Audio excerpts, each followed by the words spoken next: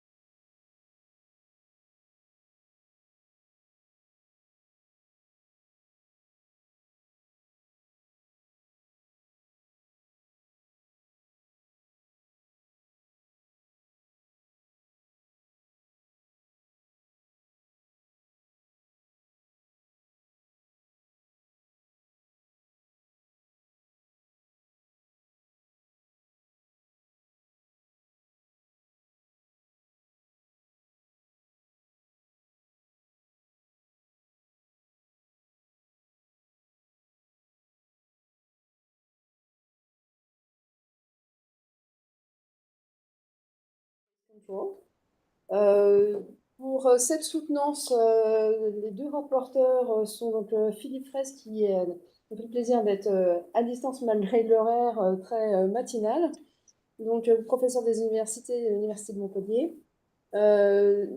Sébastien Briot qui est directeur de recherche au CNRS au LSDL. Nous sommes accompagnés donc de Olivier Kermorgan qui est maître de conférence de l'École centrale de Nantes, François Chemette qui est le directeur de recherche, directeur de thèse et directeur de recherche INRIA, et moi-même, donc Marie Babel, professeure des universités à l'INSA de Rennes, et il y a le plaisir de présider ce jury. Donc John, tu as 45 minutes. Thank you for introducing. A warm good afternoon to one and all present here. Thank you, jury. I would like to begin my presentation for the work titled Assembly Task in Congested Area using Sensor-Based Control. This work was done under the supervision of François Chaumet. I would like to begin by describing few application scenarios that have motivated the work. In figure A, we show a robotic manipulator that is envisioned to perform satellite assembly. In figure B, there is a robotic manipulator that tries to move a nuclear container to safety. And in figure C, we show a scenario where a special robot design is operating in tight spaces where human beings find it hard to operate. In all these scenarios, there are situations where a robot would move a certain component or a certain part from one position to the other, while ensuring that it doesn't interact or collide with the environment. One way to approach this problem is to consider exteroceptive sensors, non-contact sensors such as camera or proximity, where camera, which provides a global outlook, would enable the robot to move from one location to the other. And while the robot moves, proximity sensors would give local sensing to the manipulator arm, ensuring that the components are not colliding with the environment and thereby providing safety. And this motivates us to use a sensor-based control framework where sensor-based task functions can be directly defined using features identified through these sensors, and its regulation enable us to achieve a certain robotic behavior. While doing so, we obtain a closed-loop behavior with the environment. And when camera is used as a primary sensing modality, we consider this as visual servoing, where camera enables to give a global outlook. While using proximity sensors, we call it proximity-based control, and local sensing provided or acquired using proximity sensors enable safety. And safety is achieved here in the context of obstacle avoidance with the environment. This provides an ideal scenario to state the objectives of the PhD, where we would consider a serial manipulator and attach it with the camera and a proximity sensor. And these non-contact sensors would view the scene, extract certain features, and build necessary task function. And in addition to that, we would choose a control architecture that tries to regulate these task functions and also consider constraints that would be in the environment. And this enables the robot to move and thereby achieving positioning in congested area. Now I would like to present the table of contents, where for this work, we have considered 3 parts. In part 1, we consider proximity-based control. In part 2, we consider the combination of proximity and vision in sensor-based control. And in part 3, we use screw theory in sensor-based control for a specific application. Now I would like to start with part 1, which is proximity-based control, where we try to use distance measurements from proximity sensors in closed-loop control. And the advantages of using these sensors are it can detect untextured object, and we are able to achieve reliable performance in working depth of 4 centimeters. When compared to vision-based task functions, they form simpler task function, and we use it for performing few tasks, which includes positioning with a planar target and a cylinder. In addition to that, we are also able to do obstacle avoidance. From a very general point of view in robotics, we can consider proximity sensing modality as providing a complementary bridge between vision and touch. I would like to now briefly describe the state of the art of the area. A very old work is from SPO in the 90s, where several proximity sensor arrangements were considered in order to perform tasks. And these tasks that he considered include plane-to-plane positioning and positioning with respect to a cylinder. And our work in this part could be considered as a continuation of the seminal work. In a 2006 work, this particular task of plane-to-plane positioning was performed in visual servoing using a special sensor system that enabled in detecting untextured object. In 2016 work, contour following has been performed using capacitive sensors by Navarro and co-authors. Proximity sensors were also used in other works, such as the work in 2019, where it was attached around a wheelchair to provide assistive solutions for navigation. In a very recent review paper, proximity sensing modality is considered as a sensor, as a technology that can enable safe behavior of robots in unstructured environments. This enables me to go into part 1, where I would like to introduce proximity array. And by proximity array, we consider a multi-sensorial arrangement of proximity sensors. And for our particular case, we have considered proximity sensors arranged in rings in a radial fashion, and multiple rings consist of this multi-sensorial system.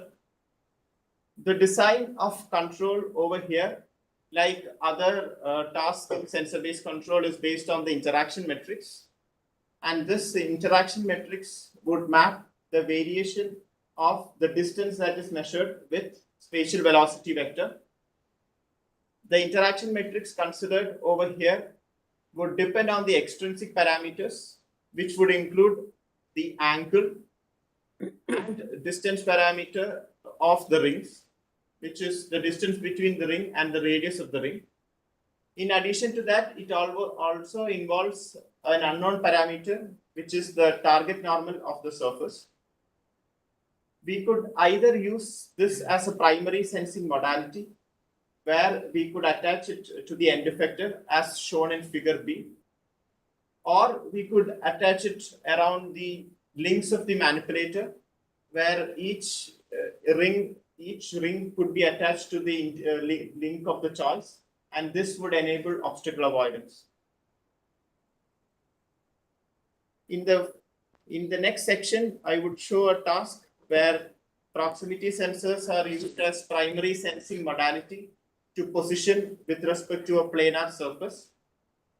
And at equilibrium or convergence, we are able to scan the surface since we achieve a virtual plane-to-plane contact.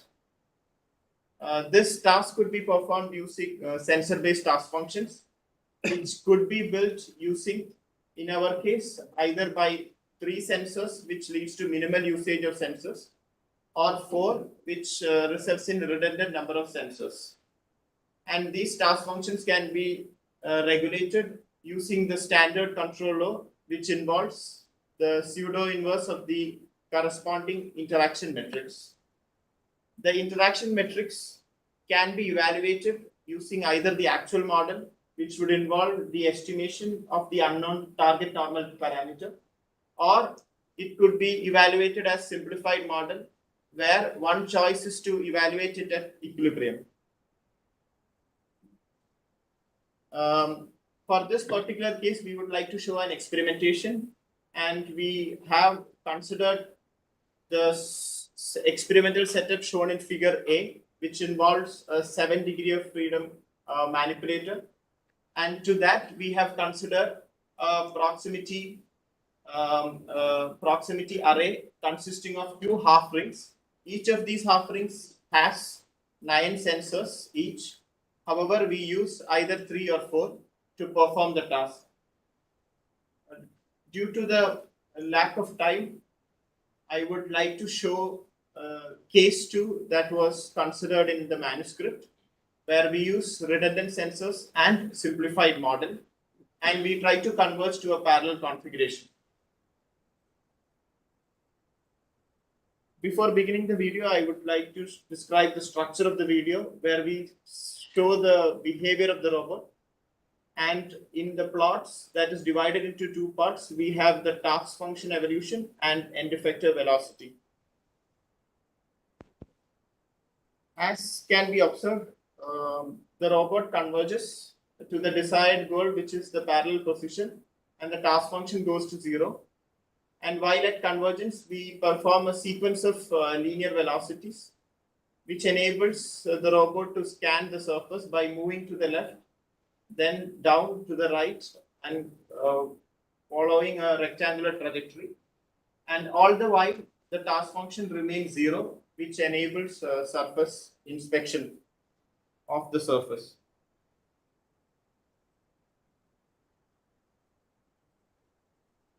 To conclude, for this section, we have considered in experimentation a model that was based on simplified parameters, and we got good performance.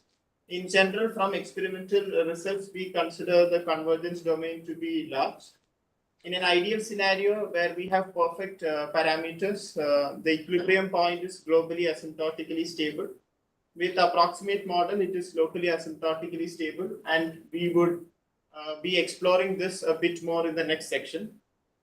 This part of the work was presented in IROS 2022.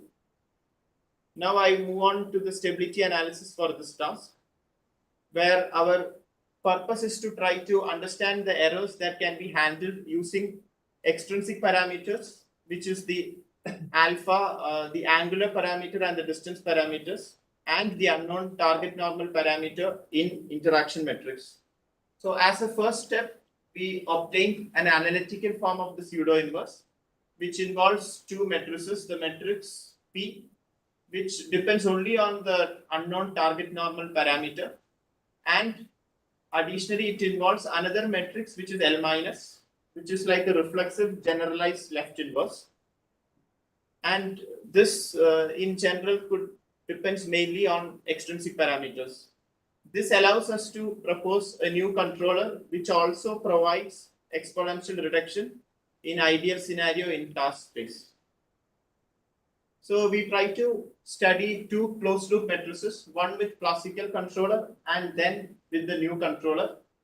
And we use Gershgoring's theorem to see the regional bounds of these eigenvalues, where these are characterized as circles, where the symmetric part of the closed loop matrix, the diagonal of the symmetric part of the closed loop matrix would be like the center of the circle, and the off diagonal terms would contribute to the radius. And we study a stability criterion which provides the minimum bound of the eigenvalues involved, and these are sufficiency conditions. We split our analysis into two scenarios, one involving target normal error and the other where target normal is perfectly known. In the case where surface normal error exists, the classical controller can be decoupled into two matrices, where matrix BP vanishes when the estimation error is perfect, estimation error is 0. While in case of new controller, the closed loop matrix is a bit more simpler. In the scenario when the surface normal error is 0, we have the same closed loop matrices. We try to test it in simulation scenario where we have a similar setup as in the experimentation involving the Panda robot and the proximity array. And we try to converge to a parallel configuration where a certain set of parameters are chosen for the proximity array. This is indicated in table. Due to the lack of time, I would like to show two results, one directly from case 3 in the manuscript. In this scenario, we consider errors in extrinsic parameters and consider perfect knowledge of target normal.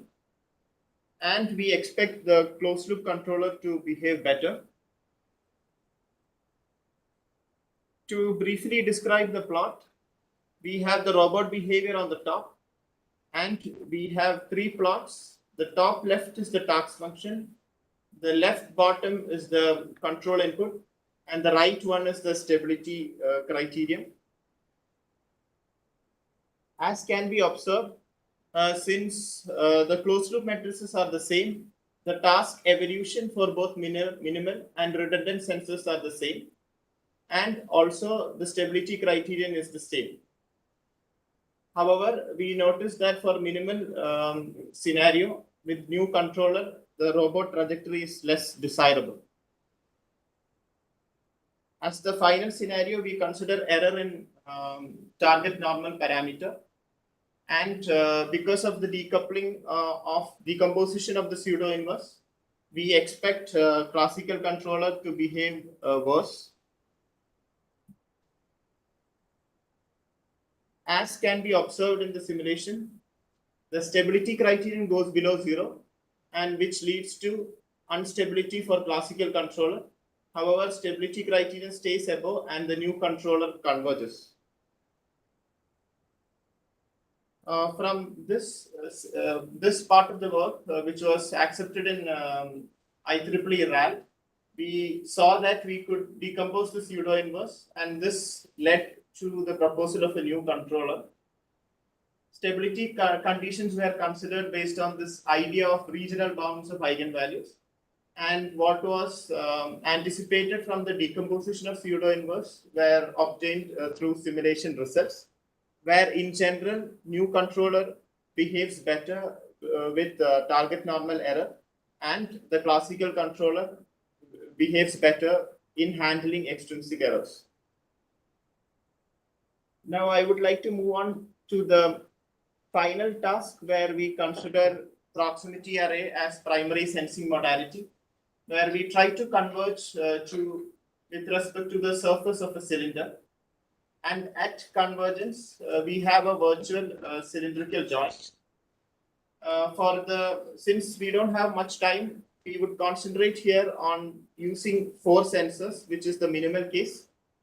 And we have performed some experimentation for the scenario, which was not present in the manuscript. And to perform these experimentation, we evaluate the interaction metrics from the 2 scenarios, which is shown in figure A and B, where in special case A, we try to come to a configuration where the z-axis of the proximity array is parallel to the cylinder axis. And in figure B, the x-axis of the proximity array comes parallel to the cylinder axis. We perform the experimentation using the same setup. However, here we use 4 sensors for the minimal case. And in the first case, we consider the execution using special case A, where we start from an initial configuration shown in figure A, and we try to come to the final configuration considered in figure B. The structure of the figure is the same as the previous scenario. As can be observed, initially there is a rotation on around the y-axis of the proximity array, and this results in convergence with respect to the surface. And at convergence, we are able to perform a sequence of translation and rotation around the axis of the cylinder, which enables us to scan the surface of the cylinder. We also perform the same task using the interaction metrics evaluated with the special case B. And in this case, we try to converge to the relative to the surface of the cylinder. And at convergence, we perform a similar sequence of velocities, which enables us to scan the surface of the cylinder. And all the while, the task function remains 0.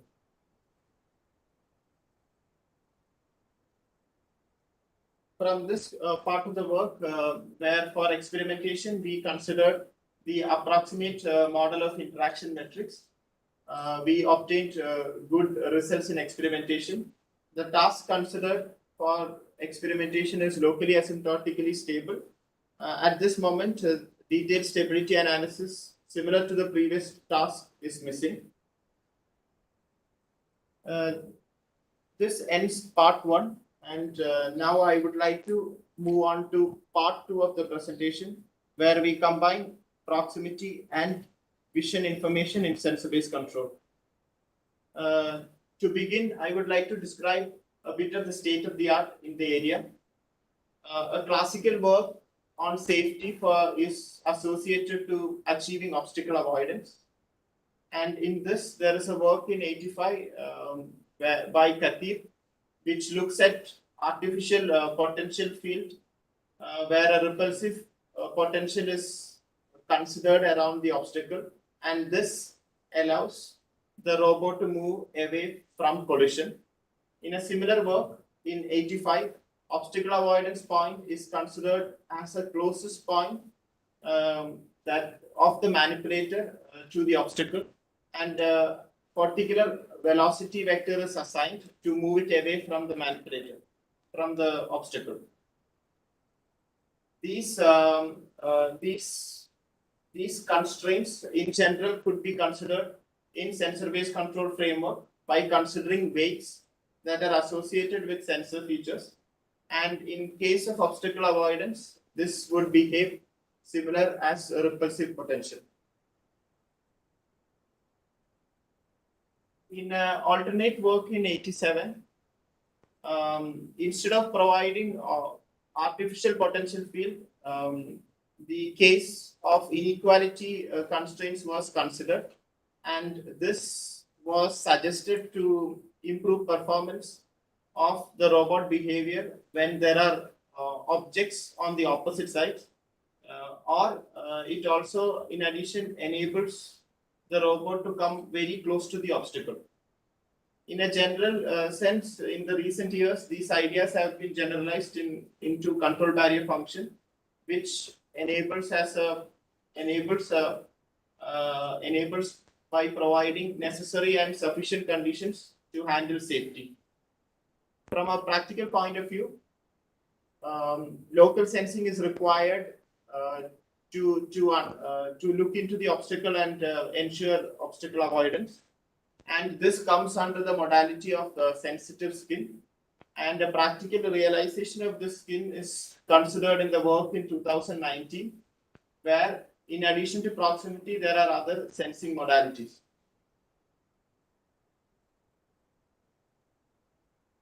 In a 2019 work, similar sensitive skin that contains capacitive sensors were used for human-robot interactions. And also there is another work in 2020 where proximity sensing cuff with time of flight and capacitive sensors are used for the same application. In a recent review paper in 2021, it is mentioned that for these applications, combining vision and proximity is less explored in literature, and we try to address that in this part of the work. So to begin, we consider positioning using cameras, and we choose the sensor features of observation of 4 points. And while observing these 4 points, a classical interaction matrix associated to the image point is considered as Lx. And for that particular task, the interaction matrix would be stacking of these Lx terms for individual image observations. We could evaluate the control input for the robot in joint space as a least square representation, where we would have to evaluate a feature Jacobian matrix that would be related to the corresponding interaction matrix.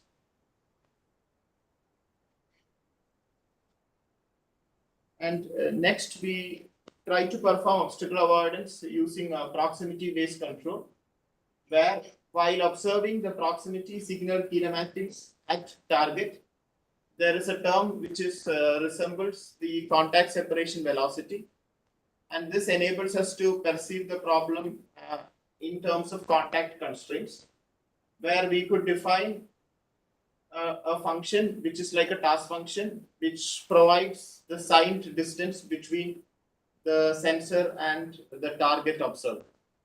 And at maintenance of this threshold value, we have virtual contact, and our objective would be not to go below the threshold value, which would mean there is virtual penetration and eventual real contact.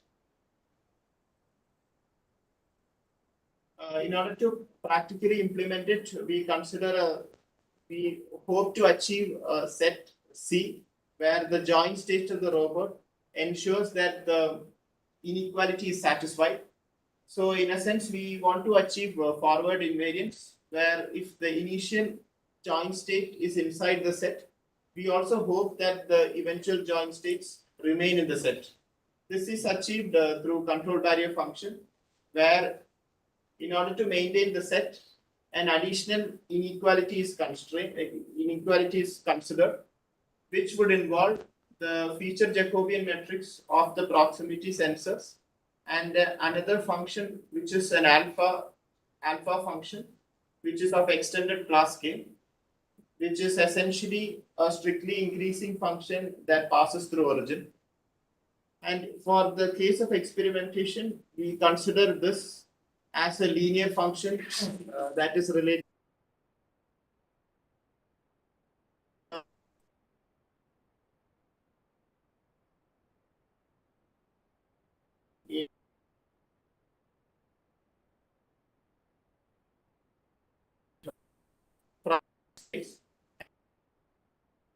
feature Jacobian matrix of the 4-point visual survey, and also the desired task evolution.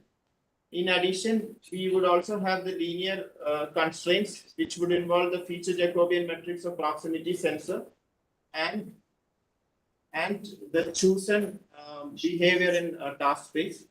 In addition to that, for the Hessian term, we consider a regularization term, and this provides us stability of solution at optimal point.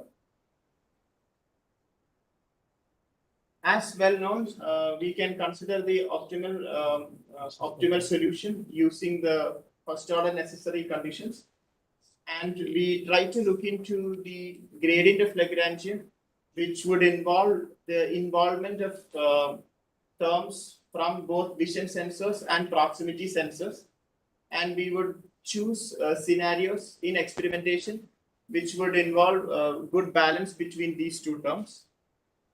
And we find stopping conditions during experimentation by looking at the norm of the vision task and also the norm of the gradient of Lagrangian at zero control input.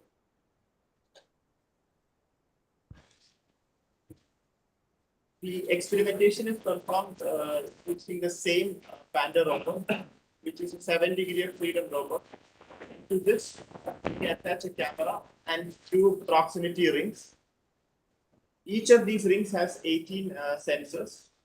One ring which is attached to the intermediate link is referred to as ring 1, and the second ring which is attached to the end effector is considered as ring 2. The proximity sensors are tuned in such a manner that it would detect between the range of 4 centimeters and 1 meter. And we use ProxQP as the QP solver.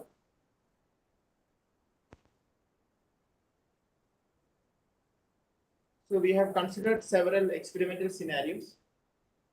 In the first case, we consider a parallel plane configuration, where around the manipulator we place 2 cardboard boxes that resembles planes, and we perform experimentation ensuring that while the robot moves, there are few proximity sensors at virtual contact. And while even though these proximity sensors are virtual contact, it doesn't contribute to the control input that is evaluated. And control input is mainly from the contribution of vision sensors. So from a modeling perspective, this seems to be similar to the case of a ball rolling inside a passage.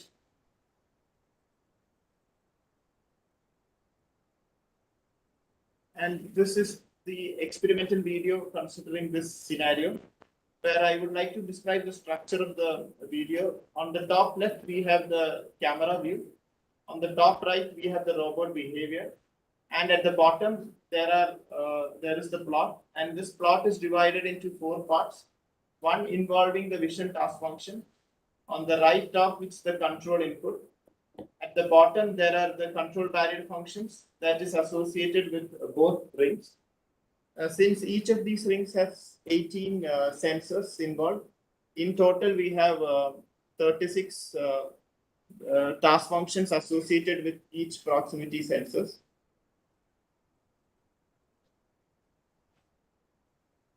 While the robot begins to move, it can be seen that there are few proximity sensors that are close to the value of 0 in the initial phase, and eventually there are also other sensors that are close to 0 for ring 2. And all the while, the robot moves with smooth control input with influence only from the vision sensor. And all the while, there is no oscillations that is observed in the behavior of the robot.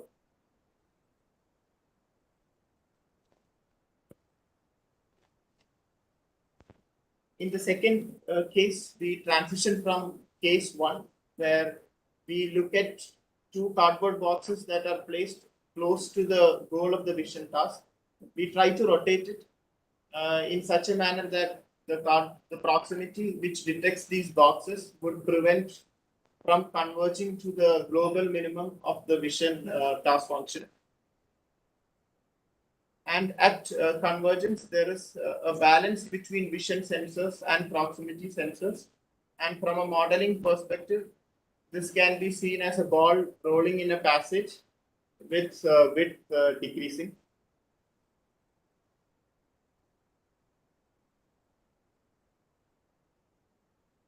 As can be observed in the video, initially there are few proximity sensors which are close, whose control barrier function are close to 0. And eventually, when the cardboard boxes are detected in ring 2, these there are other task functions which goes to 0. And while this occurs, control input is chosen to be at 0 value, and the robot stops at the desired convergence. And the robot stops at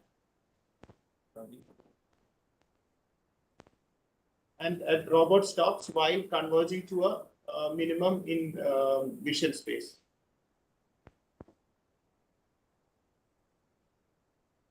In the case 3, we try to show the interest of robot redundancy by placing obstacles quite close to ring 1 during the initial phase of the robot behavior. And we try to show two scenarios, one where the obstacle avoidance task is activated and the other when it is deactivated, to compare the performance. As observed, in the initial phase, there are some functions that are below 0, which is unsafe, and the control input is appropriately chosen to move the robot to the left and then to the right, and then to achieve convergence. And at convergence, there is no influence from proximity sensors.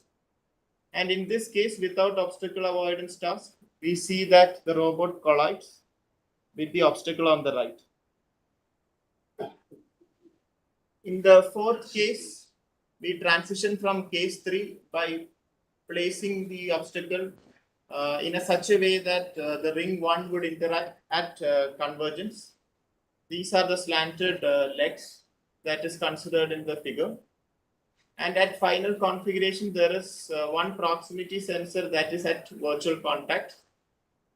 We also perform the same task without activation of obstacle avoidance. And it can be seen that at final convergence, the location of the intermediate link is slightly higher than the scenario where obstacle avoidance task is activated. In this case, the final goal position of the vision task is placed to the right of the previous scenario.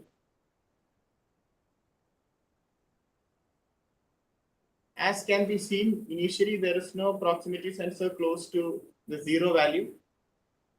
But while the ring comes in contact with the slanted obstacle, the value goes to 0, and the control input chooses the appropriate value in order to achieve convergence in vision space while maintaining contact with proximity sensors at the desired threshold value. while executing the task without obstacle avoidance, we can see that the control value function goes below the value of 0, which is unsafe.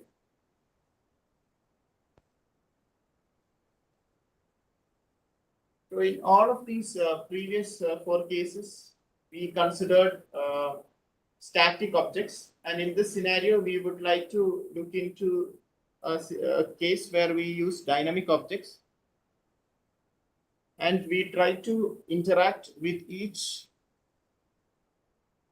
ring using a table tennis racket.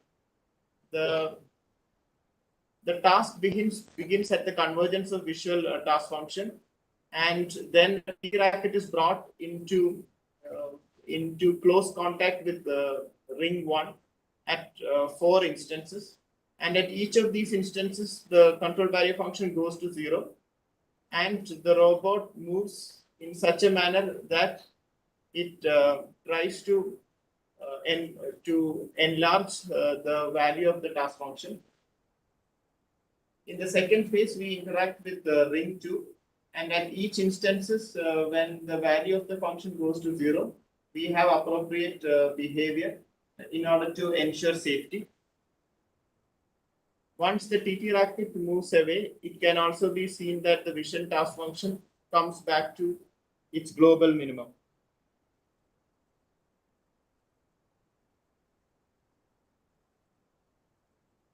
So this part of the work was submitted in IEEE RAN, and in this work, we were able to combine proximity and vision sensors in sensor-based control, while achieving positioning in congested area in complete safety.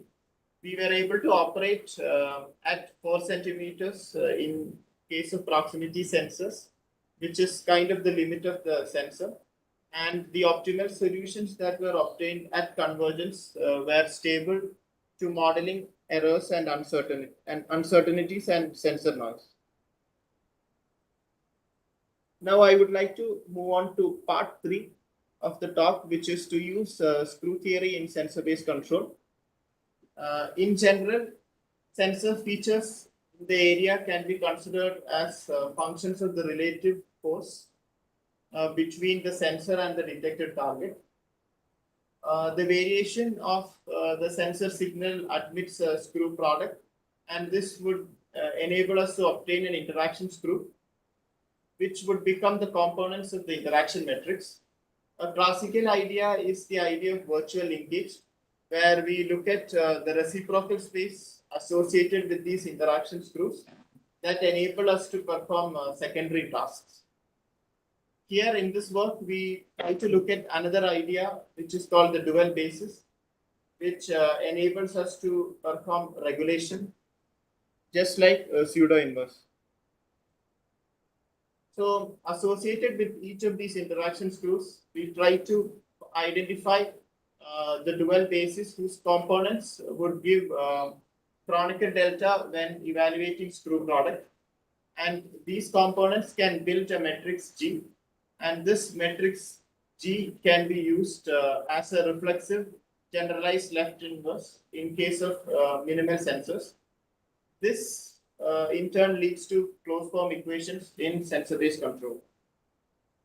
So for this part of the work, we have identified such basis for 3 tasks. In the first case, it is the plane-to-plane positioning using proximity sensors, where we observe these screws at a simplified form in the target, and these are indicated by the red lines. And from these observation of these screws at target, we can evaluate components of the basis, which in this case would be like pure rotations passing through each of the points observed, which are indicated by the blue lines. While building a matrix G, this becomes similar to L minus that was observed in part 1 of the work. And this was in turn used for stability analysis of the task. Additionally, we also try to find these for and try to find and obtain these for of positioning with respect to a cylinder. And in this case, we could represent it at the surface of the cylinder, where it would be quite simpler. And at the surface of the cylinder, or further from the surface of the cylinder, we could go on to the axis of the cylinder. And from this axis, we could identify two pure rotations with certain directions, and a linear combination of these would enable us to build the components or the columns of the matrix G. We also consider it for 3-point visual surveying, which is like a classical task, where instead of the matrix Lx that was considered earlier, we could represent it as screws and observe it at target, where it is simpler. And at target, it would span 3 planes. And from these 3 planes, we could consider 2 rotations, one passing through the points and the other in the intersection of these planes. And this can be used to build this matrix G, which also could be used for regulation.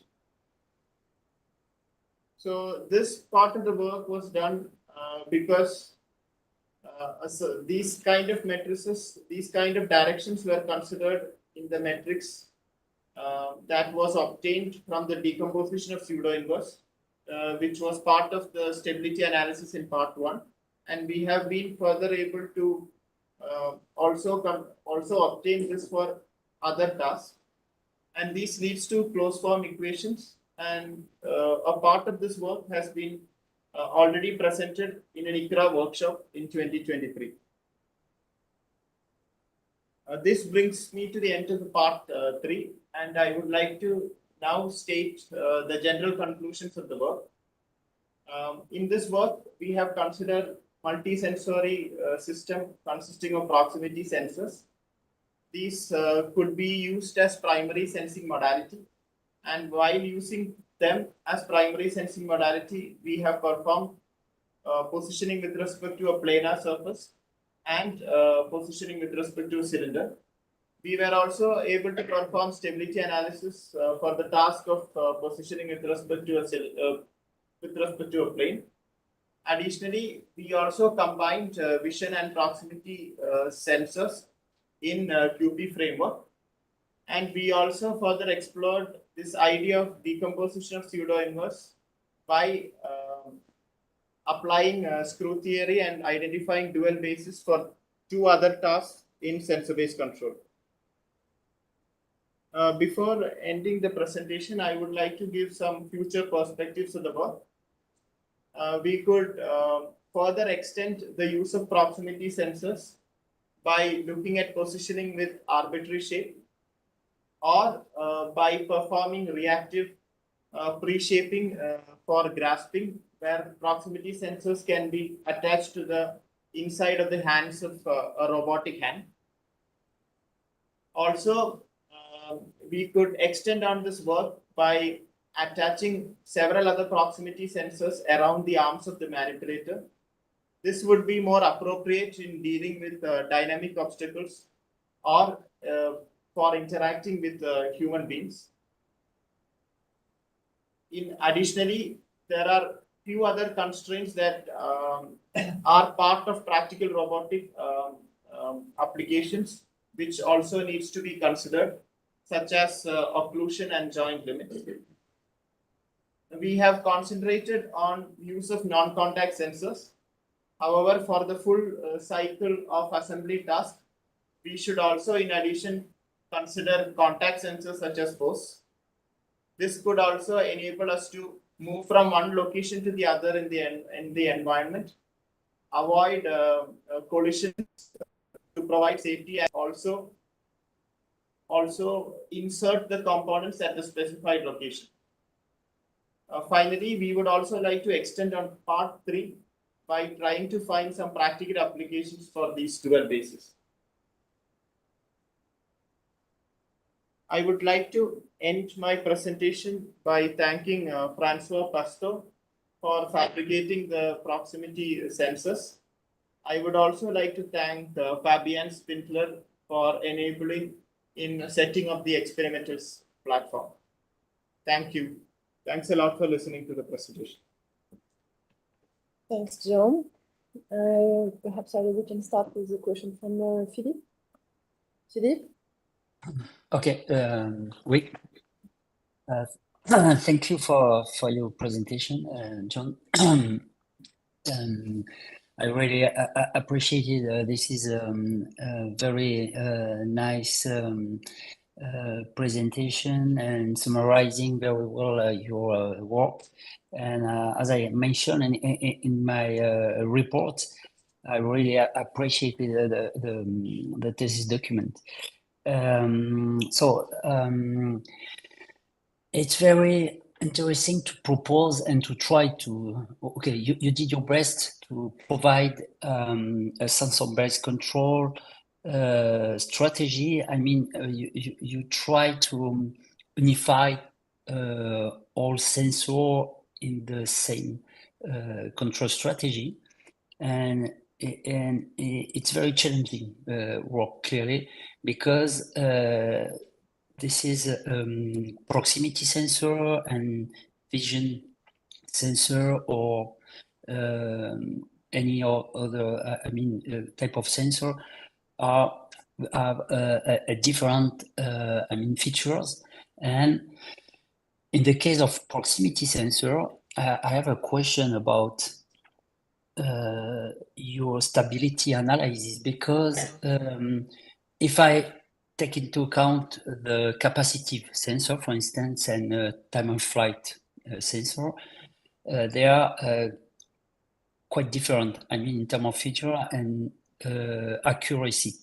For instance, you consider in your work, in the general case, you know very well the distance between plane to plane, or the intersection with the cylinder. But if we consider, for instance, a capacitive sensor, we don't have a very accurate information about the distance and orientation between the sensor and the obstacle. So the first question and the general question that I have for you is it possible in your stability analysis, or your study, to have a formulation of the precision in terms of orientation and distance? The point that you are considering between the obstacle and the sensor, in case where it's not well located. What do you think about the impact about stability analysis and the behavior that you can get? So as I understand, your question is, how does the orientation and the distance affect when it's not accurately known? So excuse me, I didn't get. So I didn't hear. So from what I understand, your question is related to the fact that how would I know how would the stability analysis change if the distance and orientation is not perfectly known? Yes, this is my question. Yeah. So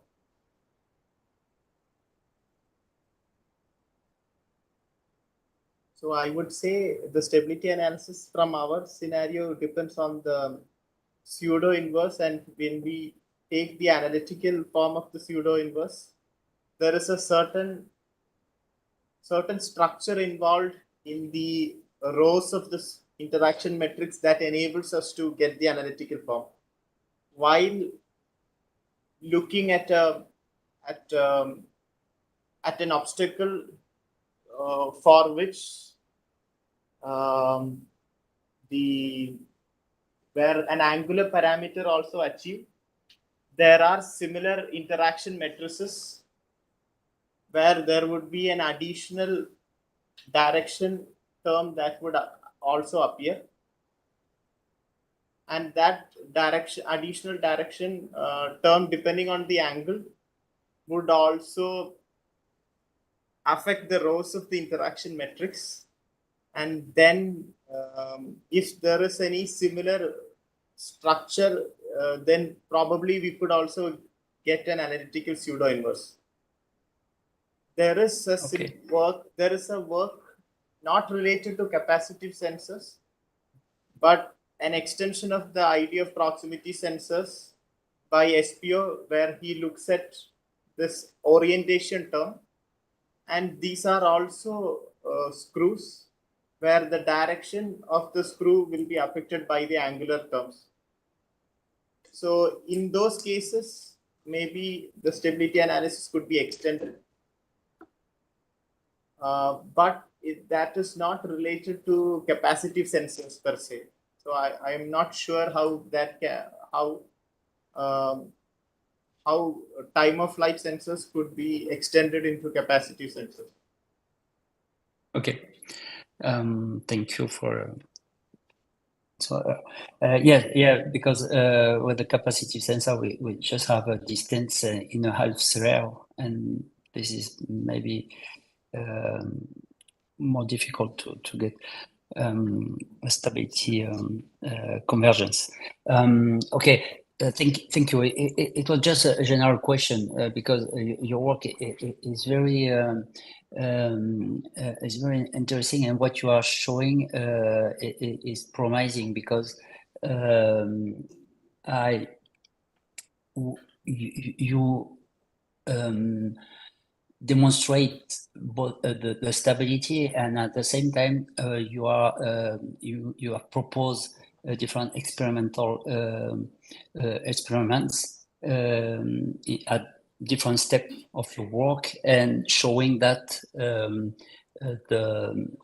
capacity of the controller to achieve the task in different configurations. I have a question about the experiments that you shown.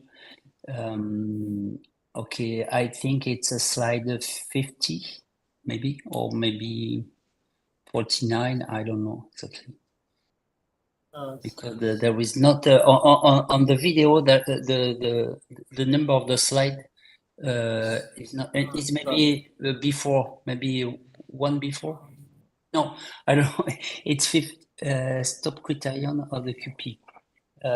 Slide 50. Yes, maybe. Sorry. Is it related to part 2? Okay. It's maybe before. Sorry, I'm sorry. I not the side. You talk about in this slide the stop criterion of the QP. Yes, 49. Yeah, sorry. Okay, this is a stop condition. You are using the norm of the gradient, and the question is about the QP. Okay, it's very the QP formulation is well suited, I think, for this controller, and because you can express all constraints. But the question is about is it consistent for real-time control to have this type of stopping conditions? I mean, did you observe during your experiments some problem or about this or not? It converges at each sampling rate, I mean, very fast or not?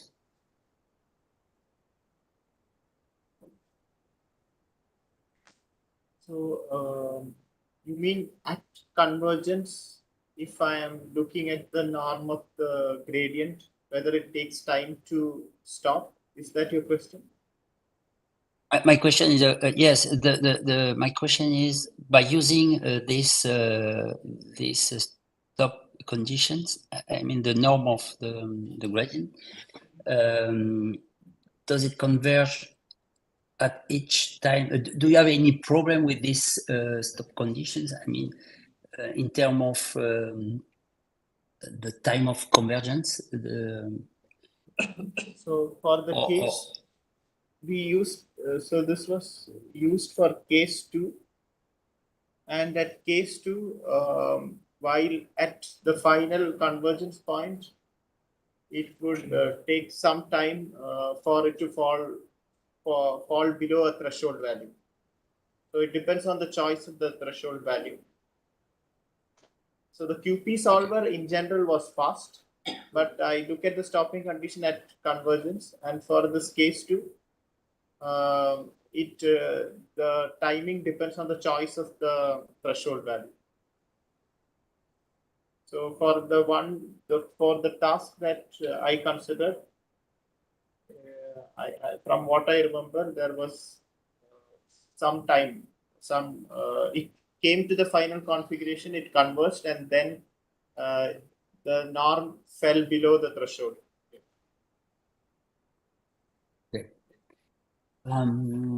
Okay. The case 4,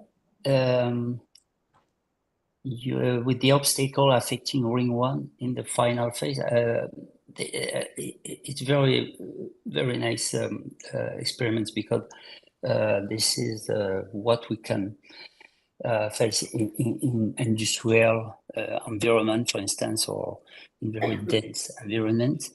And okay, did you try with this configuration? I mean, additional obstacle. Okay, what's going on? What happens if there is more obstacle than the capability of the robot in terms of degrees of freedom to achieve the task? I mean,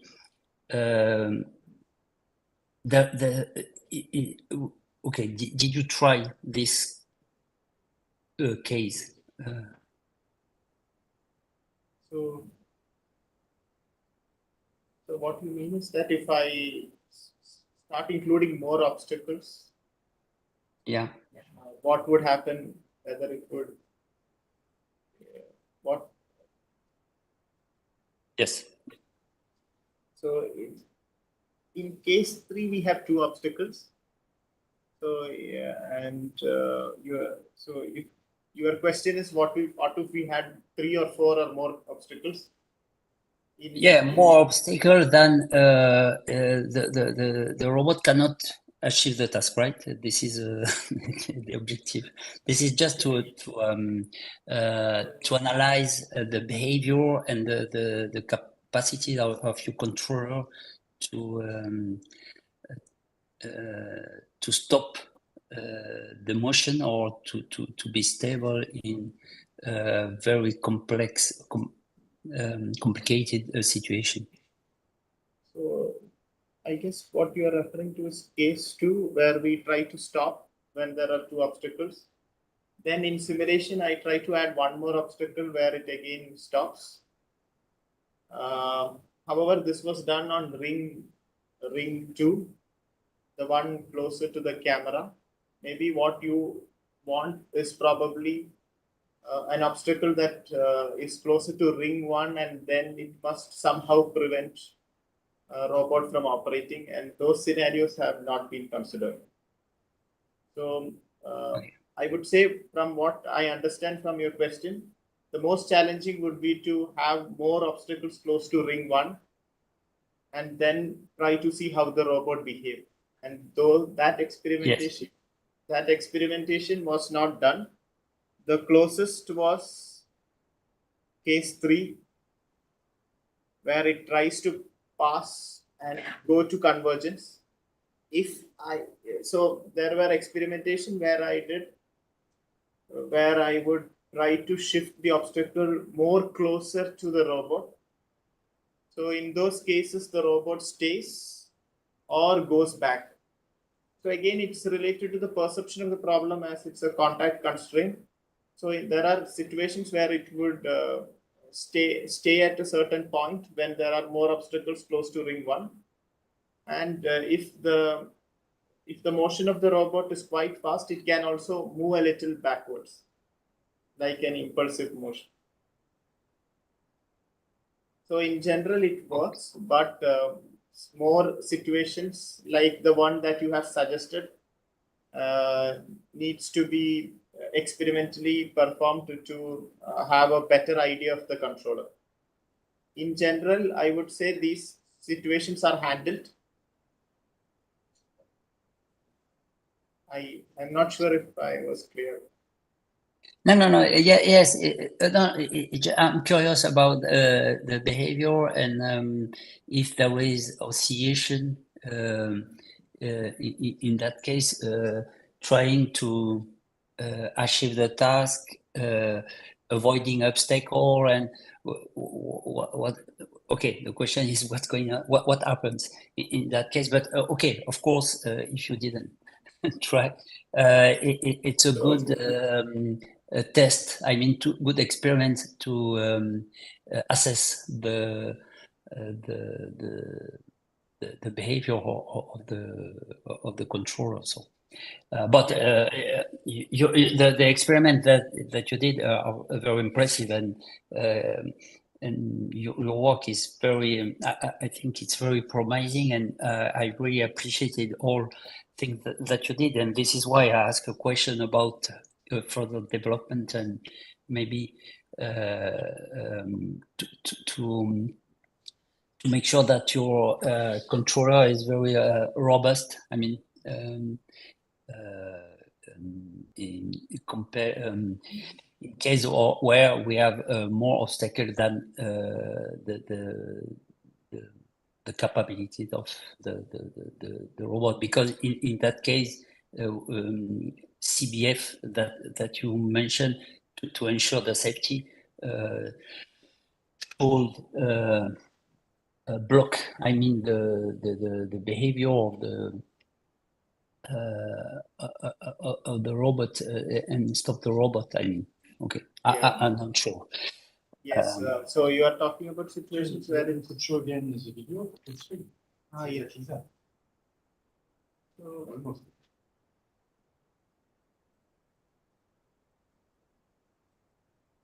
So in this scenario, as you can see, it moves to the left and then moves to the right. Mm-hmm. So if I bring the obstacle on the left a bit more closer, I had noticed, which was part of the experimentation, that the robot would also stop. So it. Yeah. So yeah, this, if you haven't seen it, so it moves ahead. And in case 2, we do have a final configuration where it's similar to what you are mentioning, involving ring 2, where the final behavior is good without oscillations, but by creating a situation where we have more obstacles, then it comes to a situation where there would be no optimal, no feasible set. And in those situations, the controller will not work. So that. Okay, thank you.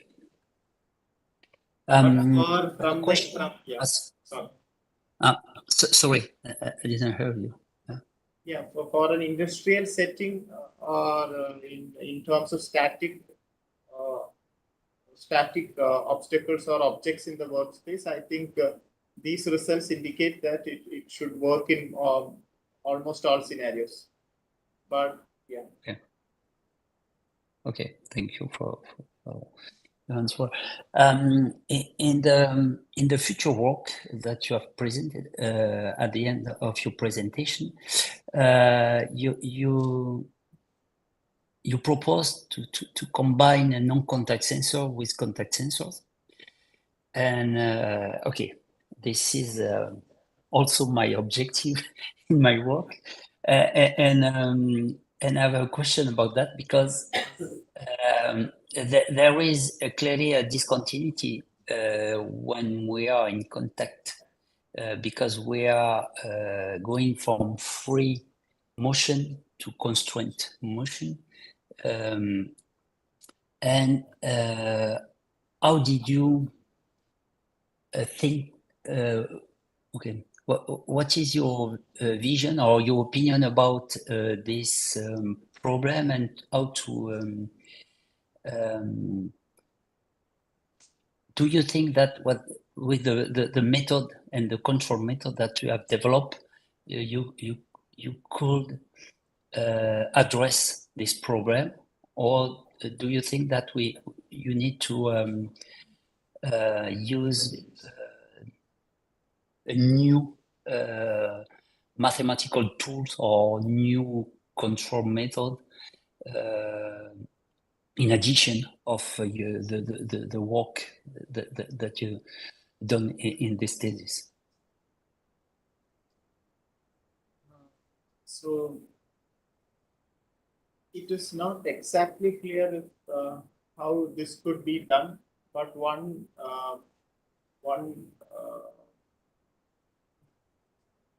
part of interest is that, in a sense, if we are using modeling with interaction metrics, whose elements are interactions through, in a sense, we have force-like quantities, and we do perceive it as contact mechanics. And this aspect can enable in transitioning from proximity to touch. So here it's like frictionless normal force. Or if you have similar kind of sensors, there would be other kinds of force interacting. So it's like a virtual force interacting. And this aspect can be used in connecting to contact sensors or its influence and control. So there are some recent works which really looks into this transitioning phase between proximity and touch, where force sensors are used. So I would say the sensor-based control framework is well adapted in order to include force sensors as well. But if your question is specifically on how QP framework considered in this work could be adapted, then it's not quite clear at this moment. Yes, my question is about maybe does it need how to say? I think maybe it's needed to predict. I mean, the contact, because when we are in contact, it's too late to react, and I think my point of view is maybe important to predict when the contact. When the robot will be in contact with the environment, to prepare the control and the control vector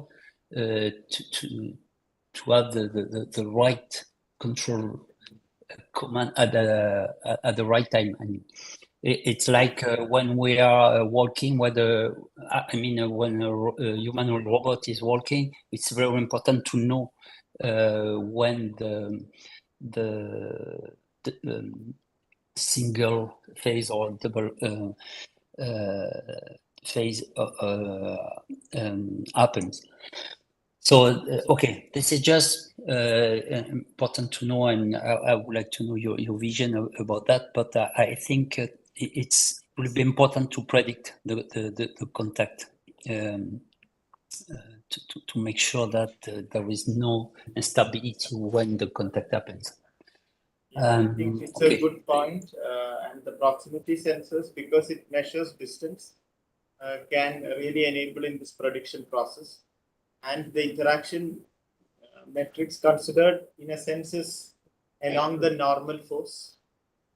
So that aspect also would enable in smoothly transitioning into contact. Yeah. Okay. Last question, maybe. Okay. So sorry.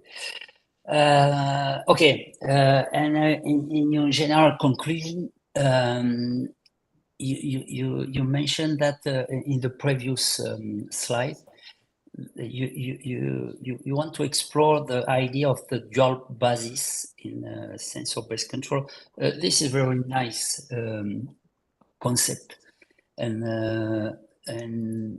maybe it's as I mentioned in my report, a promising approach, but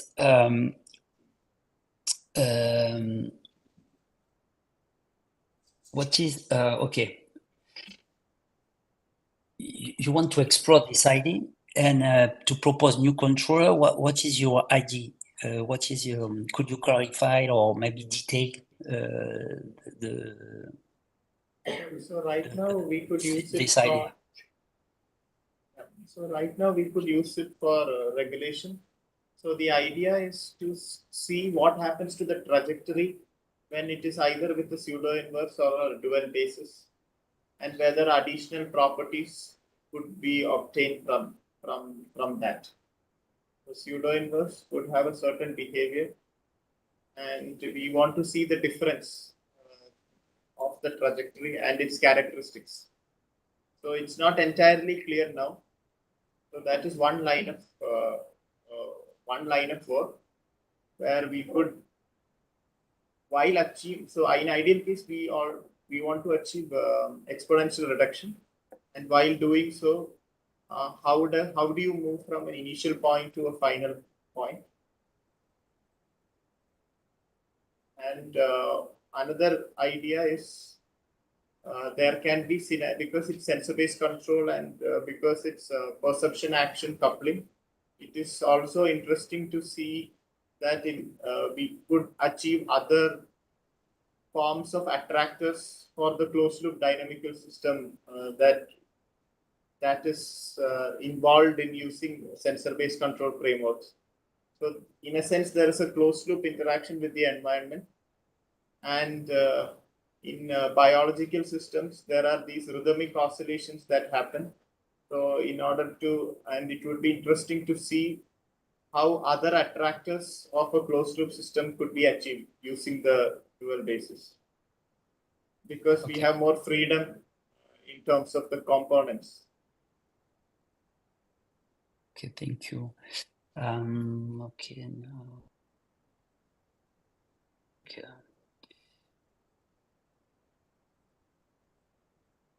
So.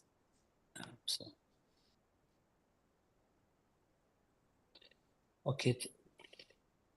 Thank you very much for the discussion, and congratulations again for your work and the presentation. I would like to thank Francois for inviting me at this thesis. I really appreciated to read and assess your work and the thesis work, because I'm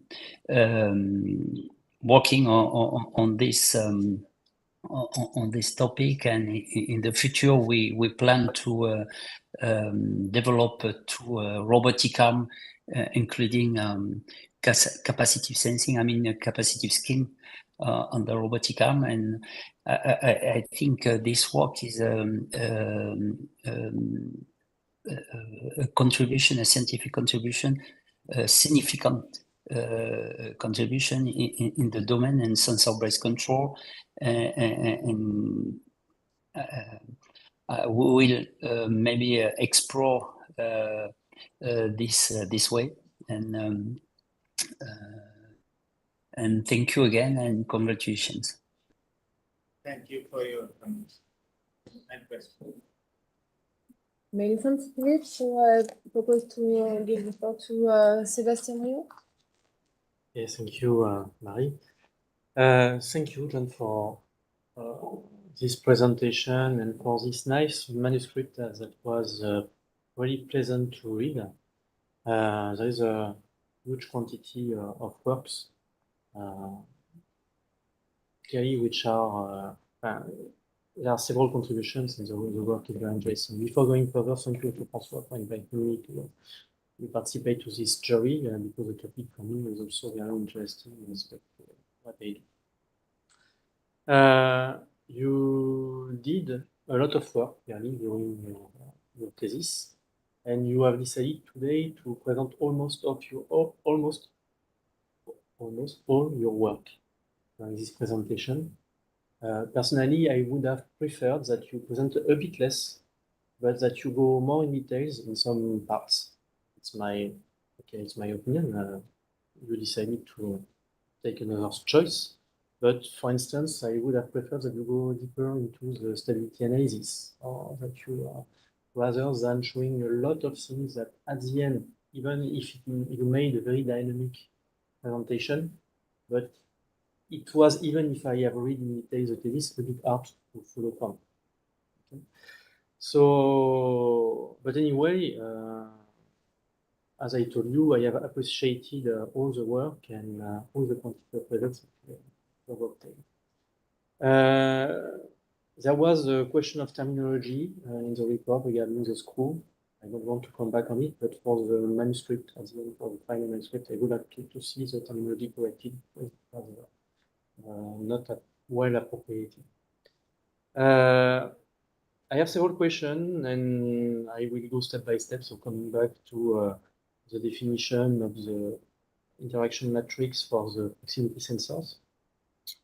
And so you have shown that the interaction matrix, indeed, is a line, and this line is a for one sensor. So can you repeat it? Sorry. Okay, so the interaction matrix in L delta for one sensor, yeah, it is a screw. Yes. Yeah, okay. So when you stack several interaction matrices together, you build a system of screws. Yeah. Okay. And when you have matrices which are made of system of screws, in some configurations of the sensor assembly or configuration of the sensor with respect to the object, you may have some singularities. And you have some tools for studying such kind of singularities, which are well known, at least in the robotics community, but you followed our master in Nantes, so you know those tools, the Grassmann geometry and Grassmann algebra. So the question is double. Do you think that there may be some singularities of the full interaction matrix when you stack everything? And if there are some singularities, why didn't you try to find some? The comment is well valid. We consider the full interaction matrix. There can be scenarios as such. However, our point of interest was associated with certain tasks, such as consider positioning with respect to a plane or a cylinder, in which case the arrangement of proximity sensors had to be in such a manner that the detection of the target needed to happen. So what you are suggesting is probably a scenario where we have to position inside a room where we would like to use all the proximity sensors around the ring. And in those situations, there can be these scenarios where singularity existed. However, since we concentrated on plane-to-plane positioning or positioning with respect to a cylinder, in those scenarios, such situation did not arise, except for few cases which we have mentioned in the manuscript. But from a very general point of view, what you are saying is valid for the proximity error. Okay, I understand that you wanted to selected scenarios, let's say, wanted to analyze, but maybe it would, at least you may have warned a reader of your thesis or of your paper that for different scenarios, singularity and singular configurations of the assembly of the sensors would may happen. And in that case, you would have to study, and there are some tools that you could also you may tell to the readers that such tools. So I understand your answer, but as you know, I am working in robotics, and I have a lot of interest in singular analysis. So one thing that I was a bit frustrated that you didn't go more into details. But anyway, I fully understand your answer. Thank you for the question. In the same chapter, so it was chapter 4, at the end, you have tested the controllers based on the use of these proximity sensors. And you have made, in my opinion, a very strong conclusion on very few test. You have said that in practice the basins of convergence were large for such types of controllers, but you have, I don't remember how many experiments you made, but it was not that few, it was less than 10. And you give a very general conclusion with a very limited number of experiments. So could you please comment on that? While doing the experimentation, it was noticed that we were able to converge the brain part from different scenarios where detection was occurring, because there is also a challenge in terms of convergence domain where there is restriction to detection. So in those scenarios, we observed that it converged, but your point is valid where we finally only present three such scenarios, three such cases. But you could have had such a kind of strong conclusion if you have made some exhaustive simulations. Because I can understand that you don't have the time, or in practice there is a lot of constraints making some experiments, but when you do some simulation, you have the possibility to avoid all the practical constraints, and because your controller is a automatic controller, we may, even if you have some noise, we may understand that the behavior will be close to the real behavior, and simulation will be close to the real behavior. So again, it's a comment from my side, but be careful when you provide such a strong conclusion. You must show why you see it. But when reading the manuscript, for me, it was not that clear that this conclusion. I know that visual shadowing allows, in general, in practice, to have good properties of convergence, but with the result that we show, for me, the conclusion is too strong.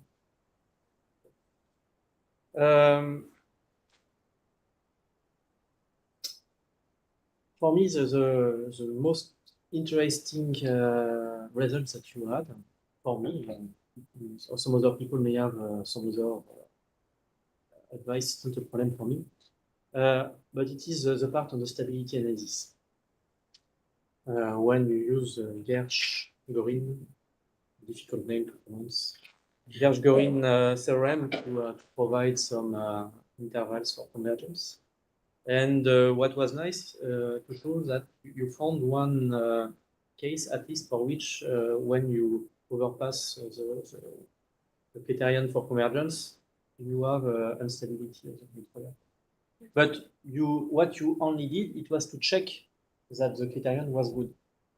And why didn't you try to use this criterion to make some instability avoidance of the controller?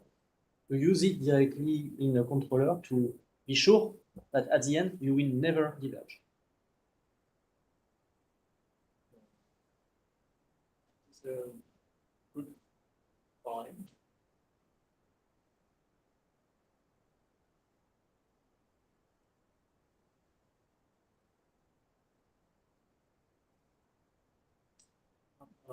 It is so. So from the point of view of the work, the main part of the main input of our work is related to part 2, and stability analysis was performed as an extension to the performance of plane-to-plane positioning task. So after exploring this criterion, there was no further study. However, your point is quite interesting. My doubt is on how I could utilize such criterions in order to avoid instability. This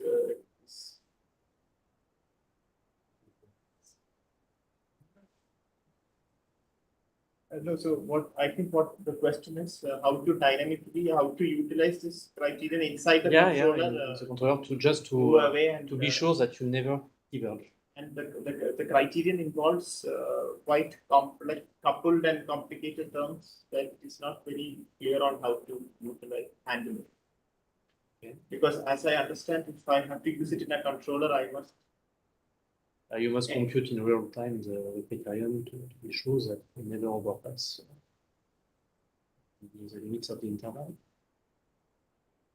And you may use, I don't know, but for instance, if you,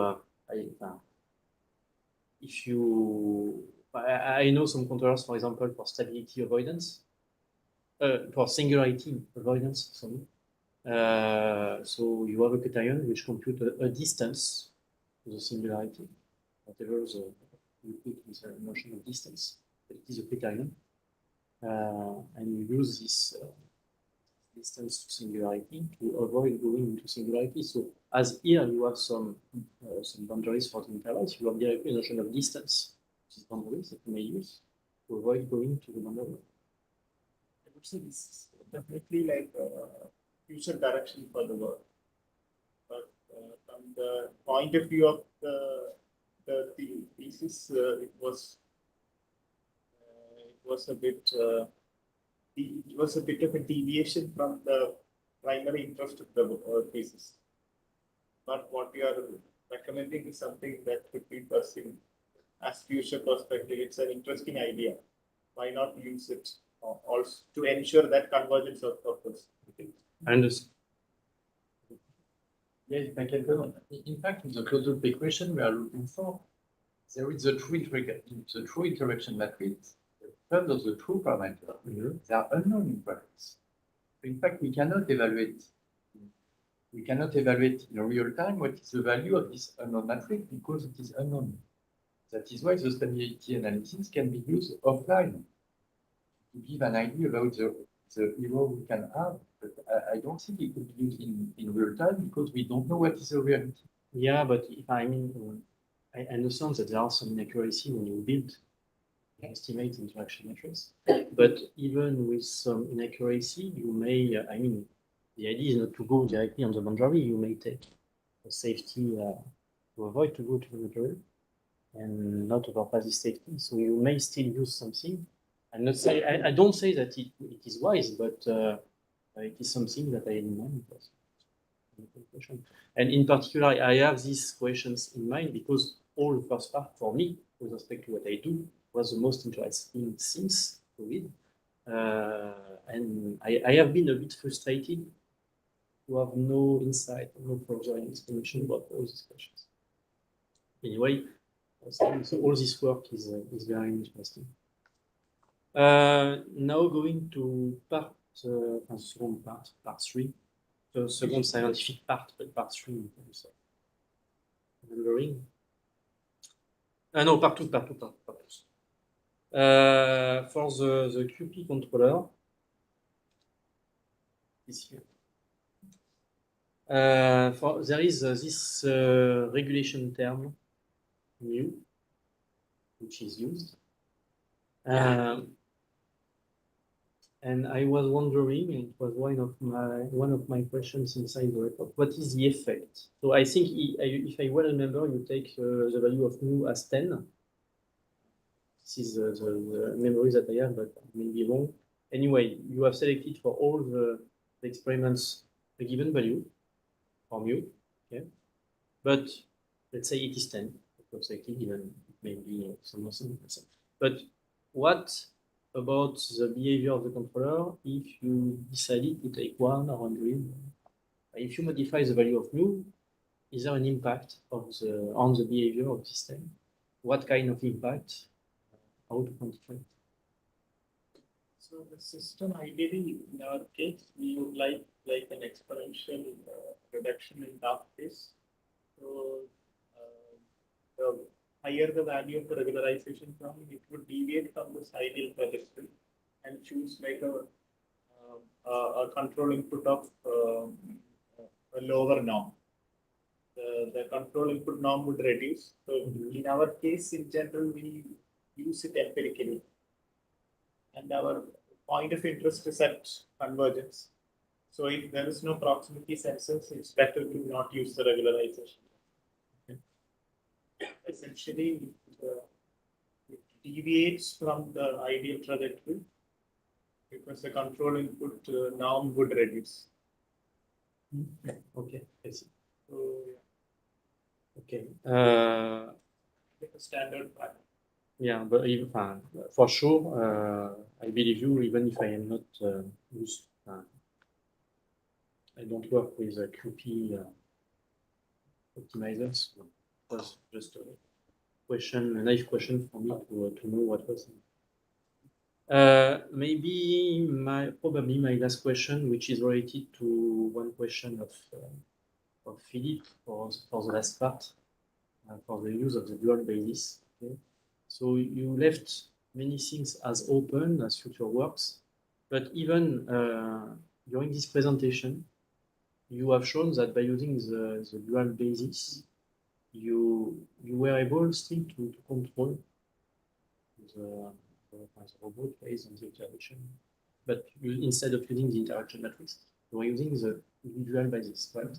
Instead of the pseudo-inverse, we could use the dual basis for. Yeah, but my question was, is there already one interest to use this dual basis or not with respect to classical? I don't see, I mean, because this chapter is very short at the end, you leave many things as open, which is also frustrating for me because clearly it isn't what I do. So I would like to see more, even if I understand that you can move it for next 3 years for that. But at that time, I don't see, even if there may be some practical interest, I don't see any practical interest to do that. So it is an ongoing work. Right now it's not clear, but there are these problems in general in sensor-based control where you see I could move from one location, one point to the other, then I could decide to come back to the initial point, or I could have situations where the trajectory formed using the exponential reduction of task function could be used for proving something. So it's not very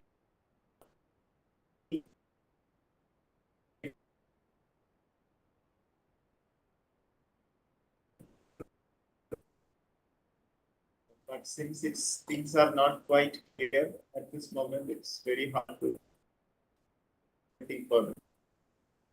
But it's interesting for us.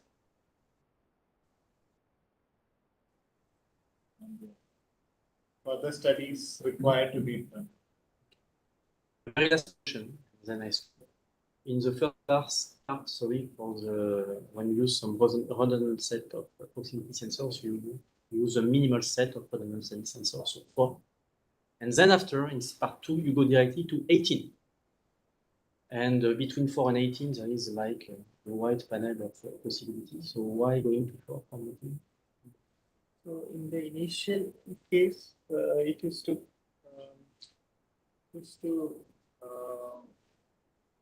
perform a task where proximity would be involved in the entire execution of the task. In the second case, it is to do obstacle avoidance, where it is important to sample every location around the arm of the manipulator. So in those situations, we need to use as many sensors as possible. And at a given point, only few of these sensors are actually engaged and influencing the control input. So in the initial part, if I have a certain task of a certain dimension, that is the proximity sensors are decided based on the task that is to be performed. The second case, it's a general task of obstacle avoidance where sampling of the environment around the manipulator is of importance. So it is important to incorporate as many proximity sensors as possible. So these are 2 different scenarios. Therefore, there is this difference. Okay, thank you. Thank you for your work again. Thank you. Thank you, Sébastien. So, Olivier will continue. Thank you. Well, first, thank you very much for this work, and thank you, François, for the invitation. The manuscript was really clear with the nice pictures, illustrations, etc. And you did both modeling, stability analysis, some theory, some, well, not some, a lot of experimentations, including simulation. So as to, I will continue with the last question of Sébastien. So I understand that when you use redundant sensors, like 4 sensors for the plane-to-plane task, the 4 sensors are redundant because the task is plane-to-plane, right? When you are on a cylinder, they are not redundant anymore. So why do you, let's say, spend energy trying to reduce them to 3 components only, instead of just using them, the four of them directly in the task?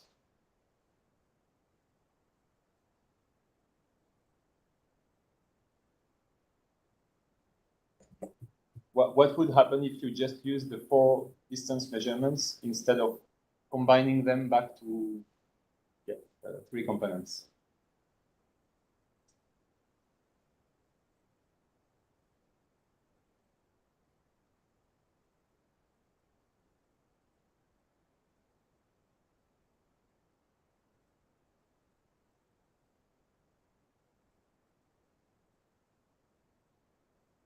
Because in those scenarios that you are considering, that would be a situation of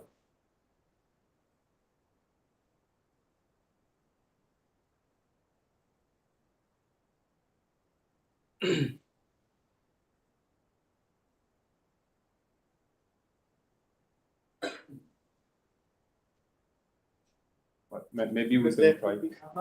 Maybe we can try sometime. But yeah, I was wondering what have you begun by using the 4 sensors directly in plane to plane, or indeed it is redundant? So have you directly reduced it to? Because if I have 4 sensors, what I was thinking, isn't that like a singularity?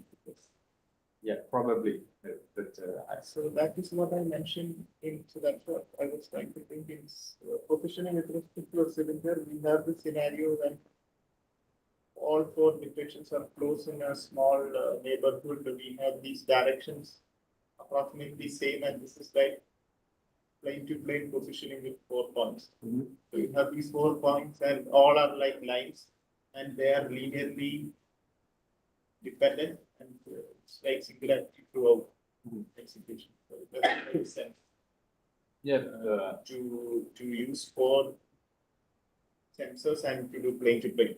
Okay, but have you tried it, or did you think it before doing any experiment? Because I would have tried it, and then no, I did think about it. So that's what I was trying to recollect, and it would fail because of this. So I was essentially trying to recollect that, and this is also mentioned in the chapter on positioning with respect to cylinder. Okay.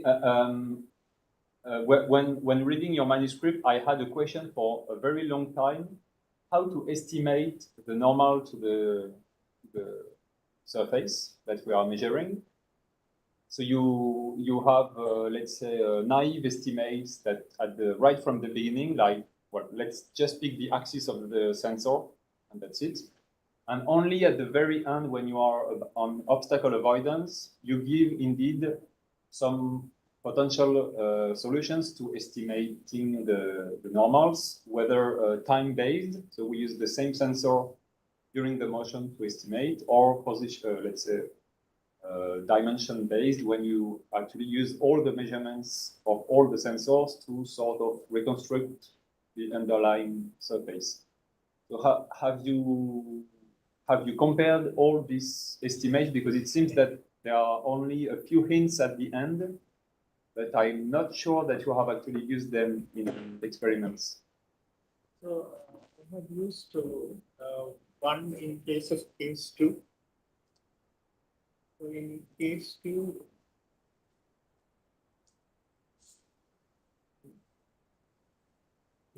2, we use an estimate in order to stop at the final configuration because of this problem that if there is a bad estimate, it led to impulsive motions, and this was related to the fact that this becomes linearly dependent, and in those scenarios, we have used a model where the normal is evaluated through one estimation algorithm mentioned.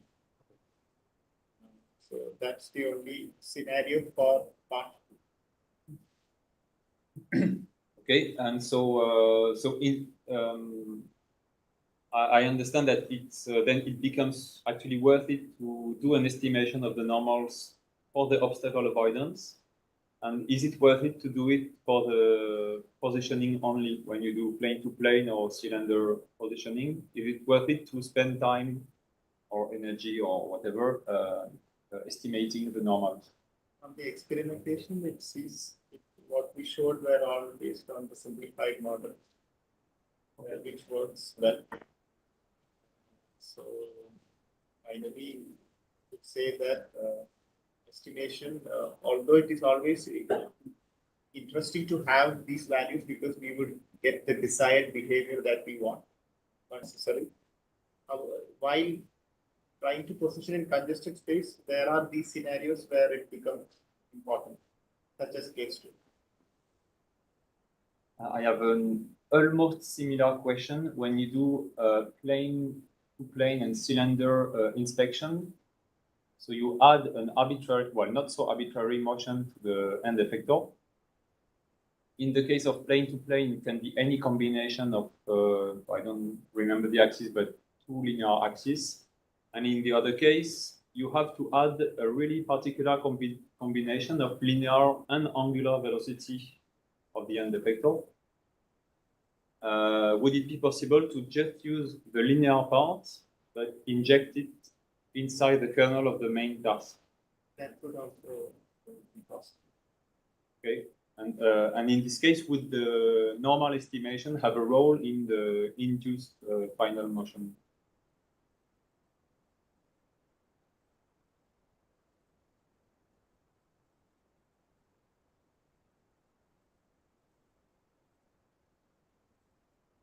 I would say it would.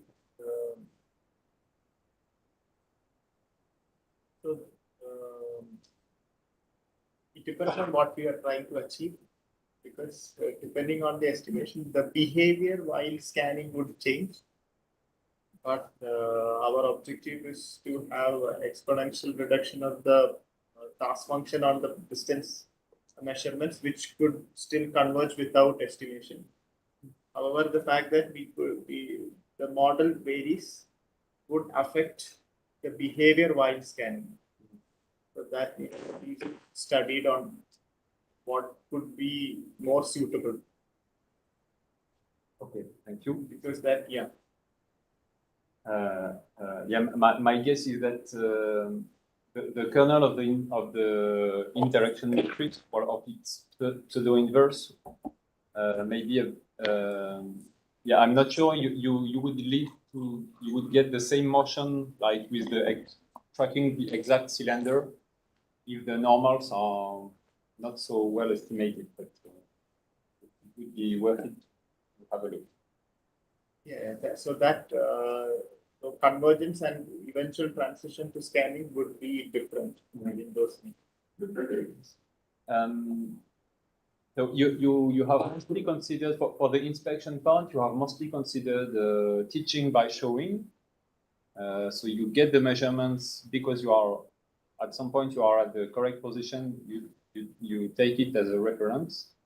Have you considered using a reconstructed desired sensor features? Like you know the theoretical shape, you know where you should be, so you can reconstruct the S star for the initial. You mean in plane to plane? I think we do consider one state where we evaluate the desired features based on evaluation of the desired equilibrium point. That is like a reconstruction method performed. Even in positioning with respect to cylinder, we have a scenario that's considered. And in this case, have you noted any impact on the calibration, for example?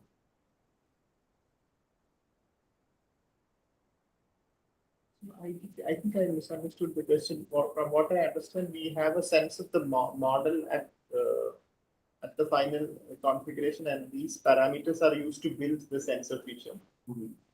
So is that? Well, I was thinking the opposite when you use a known model of the shape to reconstruct S star, but maybe again it can be some other application. I will finish with a few questions on the QP part. So I don't have any on the screw theory, right?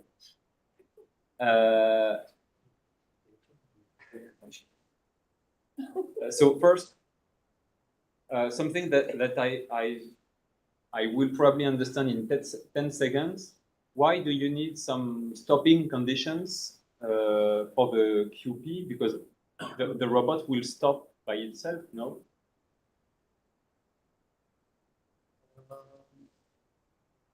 This condition was only for a specific scenario where the proximity sensor would prevent the vision task from being achieved. And in those scenarios, the robot would stop itself to very low value of control input, but to decide when to say that the task has converged. In those cases, we use the stopping condition. Okay, so you don't want to have a just to clarify.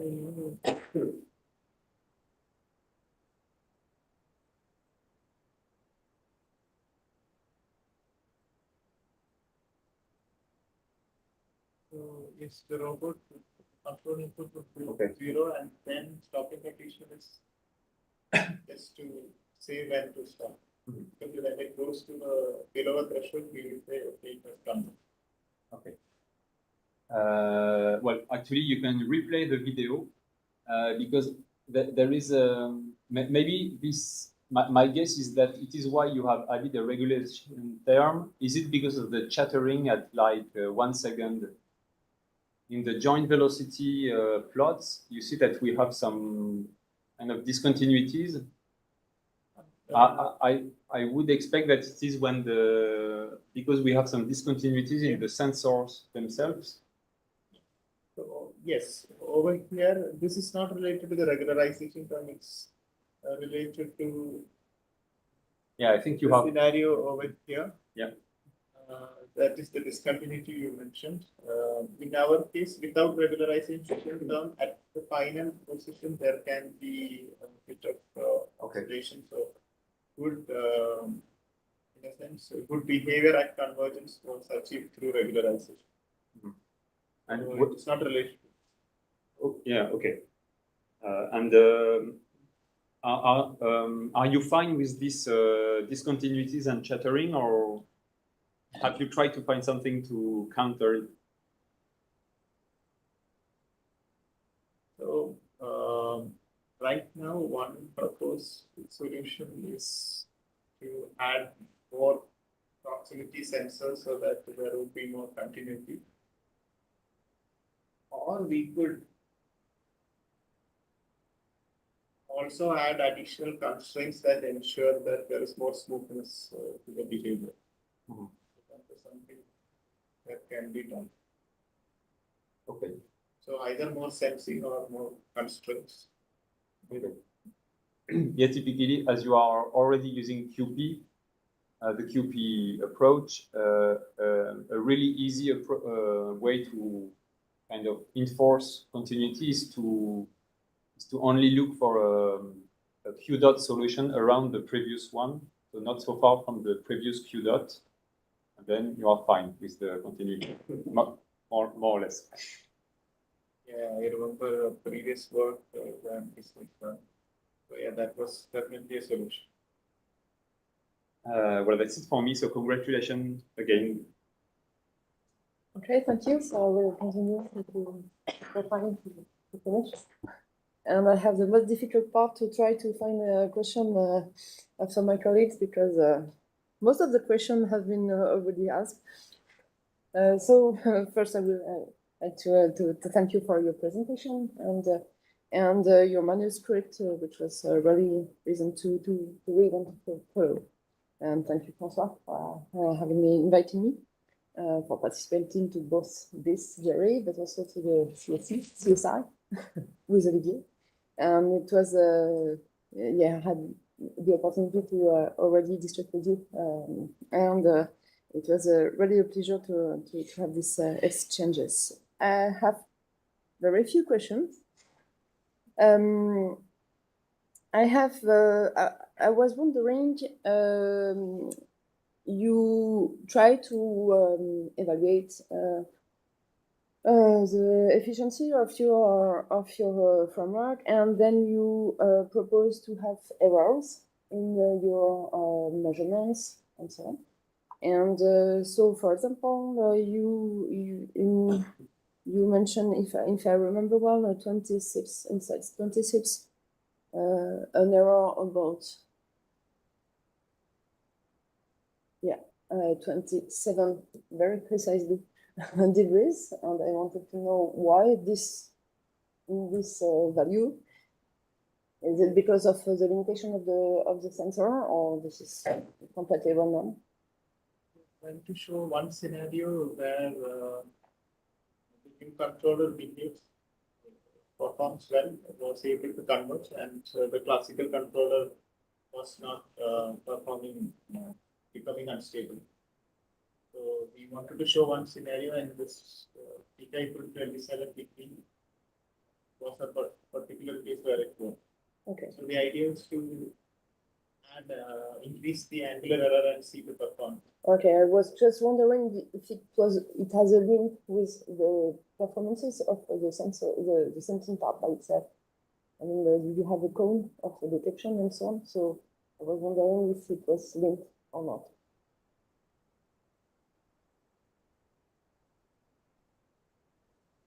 So here we considered the in-field assumption, but for a proximity sensor which has a certain cone,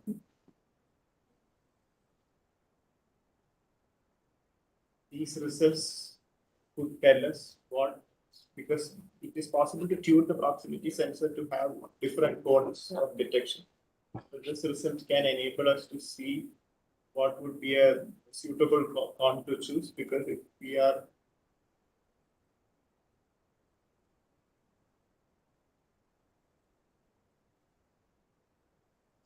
so I'm actually so there is some nuances to it, because here actually the angular difference is related to the detected target normal. So if we have a proximity sensor with with a large cone, then we could detect maybe 2 points with different target normals, and that could influence. But here the choice was not related to that. But from a general perspective, maybe these results could enable us to understand what cone we could tune the proximity sensor. So here it was particularly related to this scenario with a certain assumption of thin field. Okay. In the document, you mentioned, but not in this in the presentation, that there are new versions of the sensors. The proximity sensors, there are new versions. Yeah. And they're very interesting because you have matrices of data. So, and you mentioned that it can be very useful in your case to use this kind of sensor, or can be extended to, your work can be extended to the use of this kind of sensor. And I was wondering how, what is the energy to go from your system to a system with this kind of new sensors? Because you have redundant information, you have more dense, and it's not completely dense, but you have more dense information. Is it possible to go easily from your solution to the solution with the new sensors? I'm interested in. Yeah, one way to transition would be that so if we are using proximity and sampling like a few points, then in a sense, the model parameters which involves the sensor axis would change for each of these points. Then each of these points would have its own normal. But in those situations, because we are actually scanning a surface, then it is important to combine these sensor information to have more details about the surface. So we could use what we have proposed in terms of redundant sensors and so on. But then that would enable to perform certain tasks. But while scanning a completely arbitrary surface, it is important to understand what linear combination of the sensor features would be suitable. So in our case, because we knew the surface that was observed, we knew what sensor configuration was, what linear combination could be chosen, because we wanted the interaction matrix to have a certain form at equilibrium. So this could be used for these new sensors, but it's not entirely clear now. After all, it's just points in a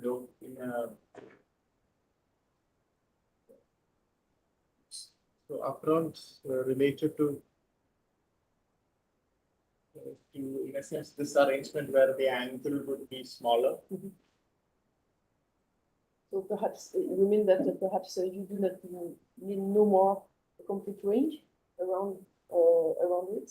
You can replace several sensors with one new sensor with a matrix of data, or do you still need a ring? No, so yeah, so in those cases, the advantage is that we could replace the rings by these individual proximity sensors at each point in the manipulator. And, yeah, so it would lead to the reduction in the number of proximity rings used, Okay, or sensors around the rings. but you're mathematically, you imagine that it can be easy to transfer to this new solutions. Yeah, at least in the initial phase, yes. But then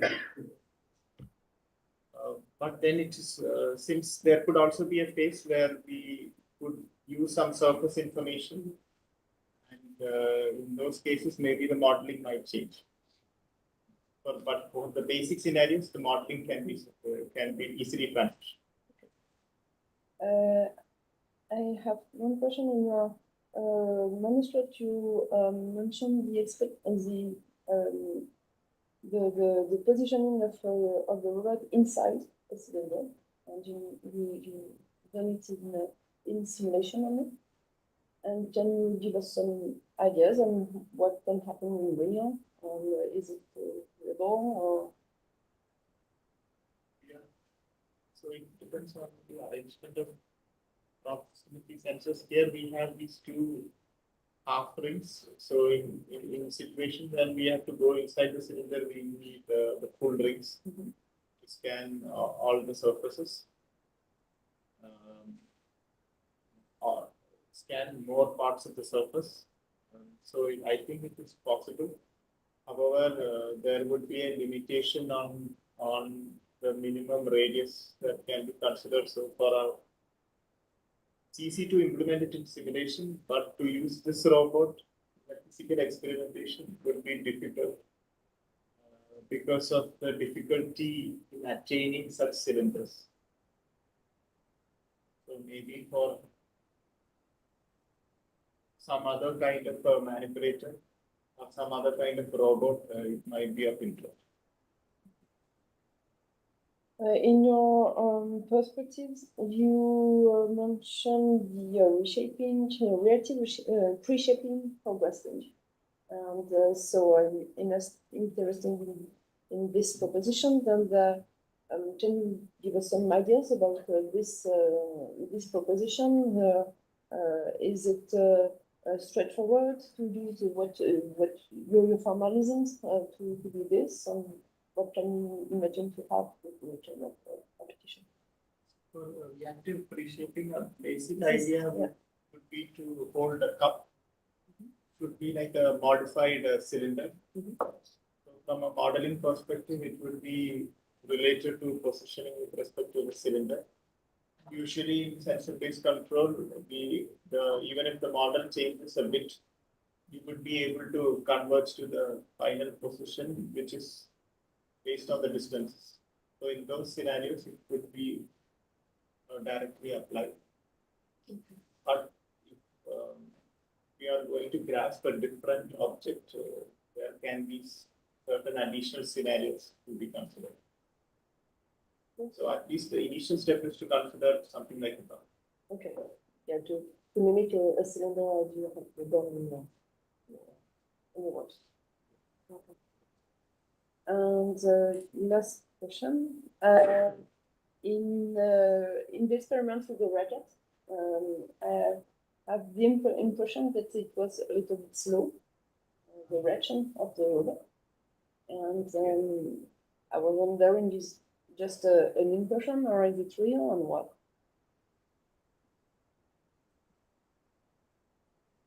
So from my point of view, when I did experimentation, the behavior was similar to all the cases. There was a difference between the behavior while it was close to ring 1 as in comparison to behavior with ring 2. The ring 2 was attached to the camera and the ring 1 was to the intermediate link.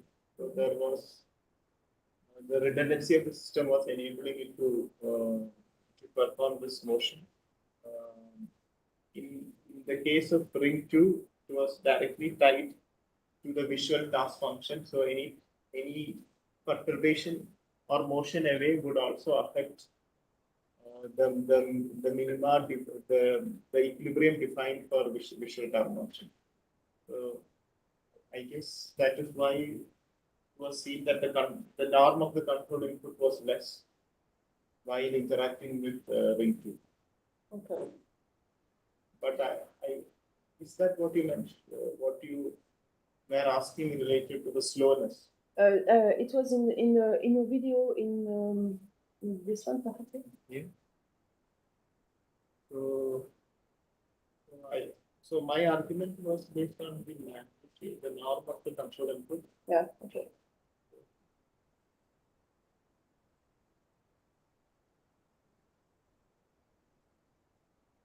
And I try to interact from all four sides. So the behavior seems to be good. Yeah, the visual back to this solving seems to me a little bit slow. I don't know. No, is it an impression or? And the reaction of the yeah. No.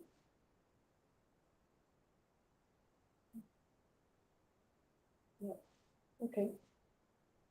And really last question. What with your experience now? You have you have the experience of using these proximity sensors and vision, and to enhance, if it can be, the performance of your system. Can you imagine other ideal sensors that you can use to improve the behavior? We have in mind really optimized sensors that can be used to do that. If your question is related to other non-contact sensors, then capacitive sensors, which also works in a similar way, can be utilized for providing safety.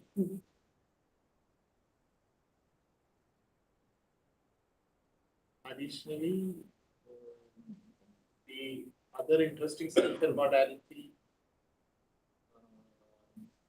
would be contact sensors. So there is an interest for vision and proximity light sensing modalities, where I could recommend the capacitive sensors. Other than that, for the full cycle perception, it would be interesting to have more sensor integrated. Okay, thank you. And now the floor to François to conclude. Merci, Marie. Thank you. So first of all, I would like to thank the jury members. They asked very difficult question, and I would say a complete question about all your work. So it means that I have made a good choice in selecting them. I would like to thank especially Philippe for two reasons. One, because from the beginning, Philippe, you did know that you were not there in Rennes with us. So really, it's an unusual work to do such a stuff, to read a PhD, to write a report, knowing that you will not be here with us to celebrate and to have the lunch before. And also, I would like to thank you. It's more a joke that thanks to you, it is not a pure Breton jury, it is a French jury. And so actually, it is good. Now, John, I would like to comment your work. So clearly, for me, your goal was part 2, and I really wanted that you perform this part 2. And at the beginning, we didn't know at all proximity sensor, so we try a little bit, and by looking at you propose to look at the plane-to-plane positioning, and then you succeed well. And then you got the idea, oh, I could do a stability analysis. And okay, let's go. And the time was passing. And in the stability analysis, you were able to propose a new controller based on a generalized inverse with a link with the dual basis into theory. And when I was there, and he produced fantastic work, but it is not the topic of the PhD. So I was a little bit not afraid at all, because I was very impressed that whatever you do, you are really a perfectionist. You want to go into details, you want to solve theoretical problems, and you open doors. And at the end, you have been able to complete what I wanted to be done, and you did it very nicely. I was afraid that because now QP is done everywhere, and I was afraid that some people already got the idea of combining vision and this sort of sensor, and it seems that it's not so usual. So I think it's a nice contribution. I hope that the oral paper will be accepted.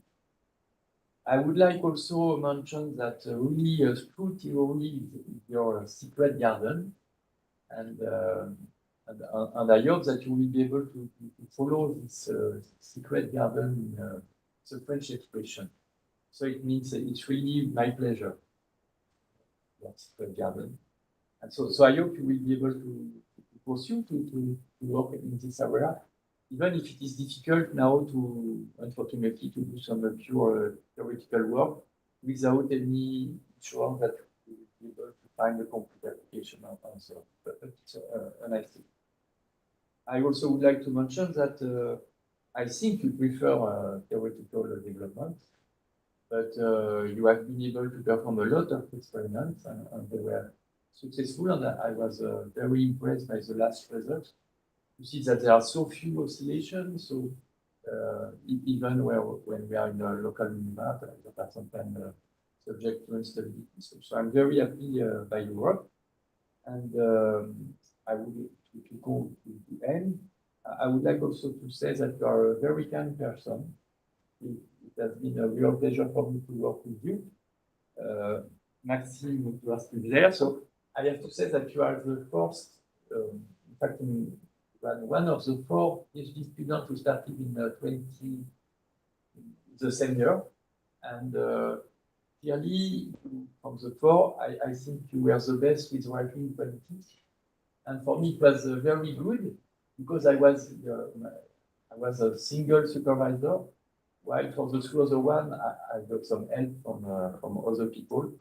So it was very easy for me to help in everything of your work. So I thank you very much for your work.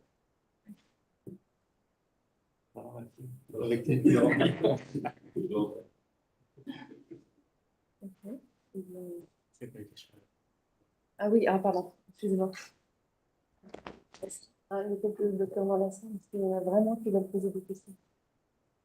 Non. Ok, it was ready for moi. Okay, thank you. So, I think that On va aller dans on va, notre horaire. we have finished now for the first part, so we have to discuss in between, and so we will now. Donc Philippe, on va juste dans une autre salle et puis on lance la réunion Zoom dans 3-4 minutes.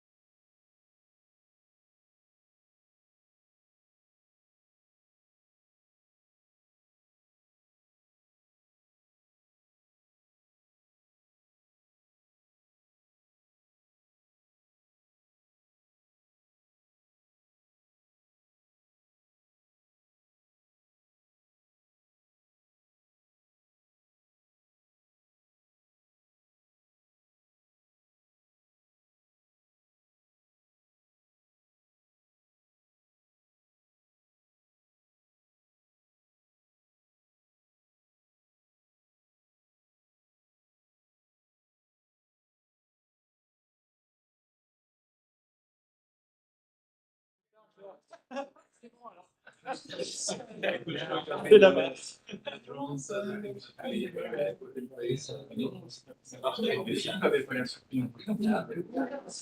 pense que là, 5 heures. Ah ouais, je prends là, ouais. Philippe, tu es connecté? Oui, justement, je vais réguler là. Oui, je suis connecté, oui. Ouais, super. Alors, on va essayer. Tu me vois? Ouais. Ouais, je vous vois. Ouais. Est-ce que tu vois John? Olivier. Oui. Alors, voici donc le rapport de délibération.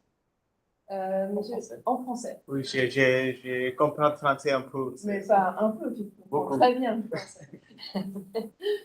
Monsieur John Thomas a présenté son travail de recherche lors d'un exposé clair, synthétique, bien structuré, bien illustré, avec un positionnement scientifique convaincant. Les très nombreux résultats expérimentaux ont permis d'équilibrer sa présentation de théorie et pratique et ont apporté un complément très apprécié. La soutenance a clairement mis en valeur des contributions originales dans le domaine des asservissements référencés capteurs. Le jury a apprécié de très nombreuses expérimentations de la simulation et des robots en situation réelle.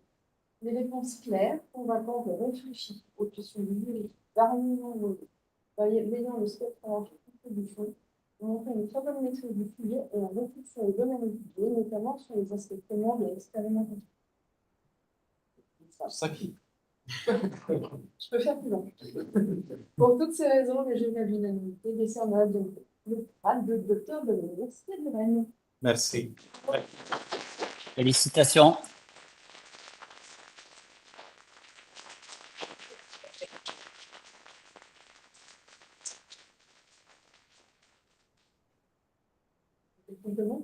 Oui, en anglais, pardon. I would like to thank the jury over here. So initially, I want to thank my supervisor, Francois. It was a really nice experience for the last 3.5 years to learn about research from you. So I have an entry into research in the sense that I had my initial publication with you, and it was quite wonderful to know you as a person and also to work under you throughout the PhD. So I would carry this memory with me forward, and I hope also to work with you if possible in future. And thank you for that. I would like to thank 2 members of the jury. Initially, Mary Babel, who was part of my CSI, and also for the discussions with proximity fences. Then I want to thank Olivier Kermorgan, who taught me sensor-based control, and I remember seeing Francois' name during the slides, which appeared many times. So it was nice to transition from that to supervision with Francois. I mean, working under supervision with Francois. Thank you for that, and also thank you for being CSI member and providing valuable comments. And I would like to thank Sebastian Brio, who was also a teacher for me in my master's. It was really wonderful to have you back and to have discussion with you, where you raised quite interesting comments. Thank you.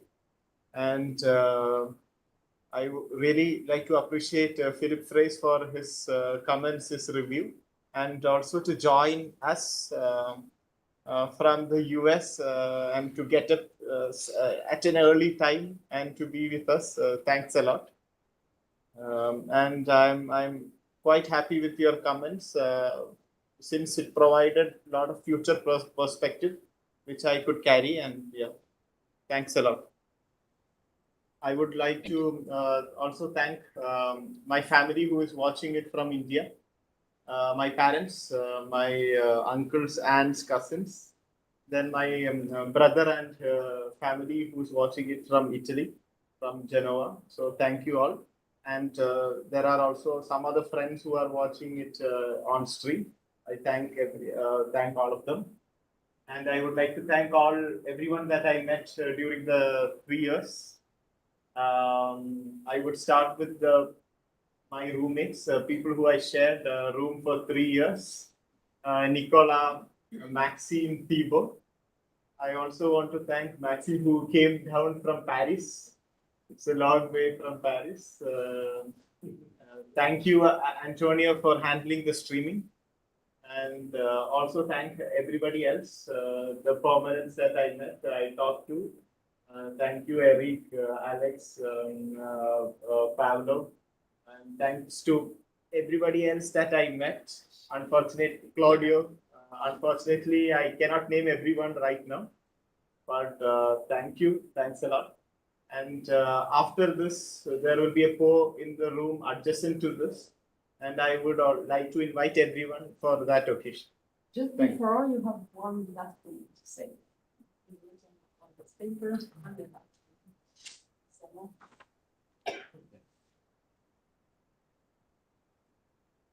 In English, if you want. Yeah. In the presence of my peers, with the completion of my doctorate in the field of robotics, in my quest for knowledge, I have carried out demanding research, demonstrated intellectual rigor, ethical reflection, and respect for the principles of research integrity. As I pursue my professional career, whatever my chosen field, I pledge to the greatest of my ability to continue to maintain integrity in my relationship to knowledge and in my methods and in my research. Thank you.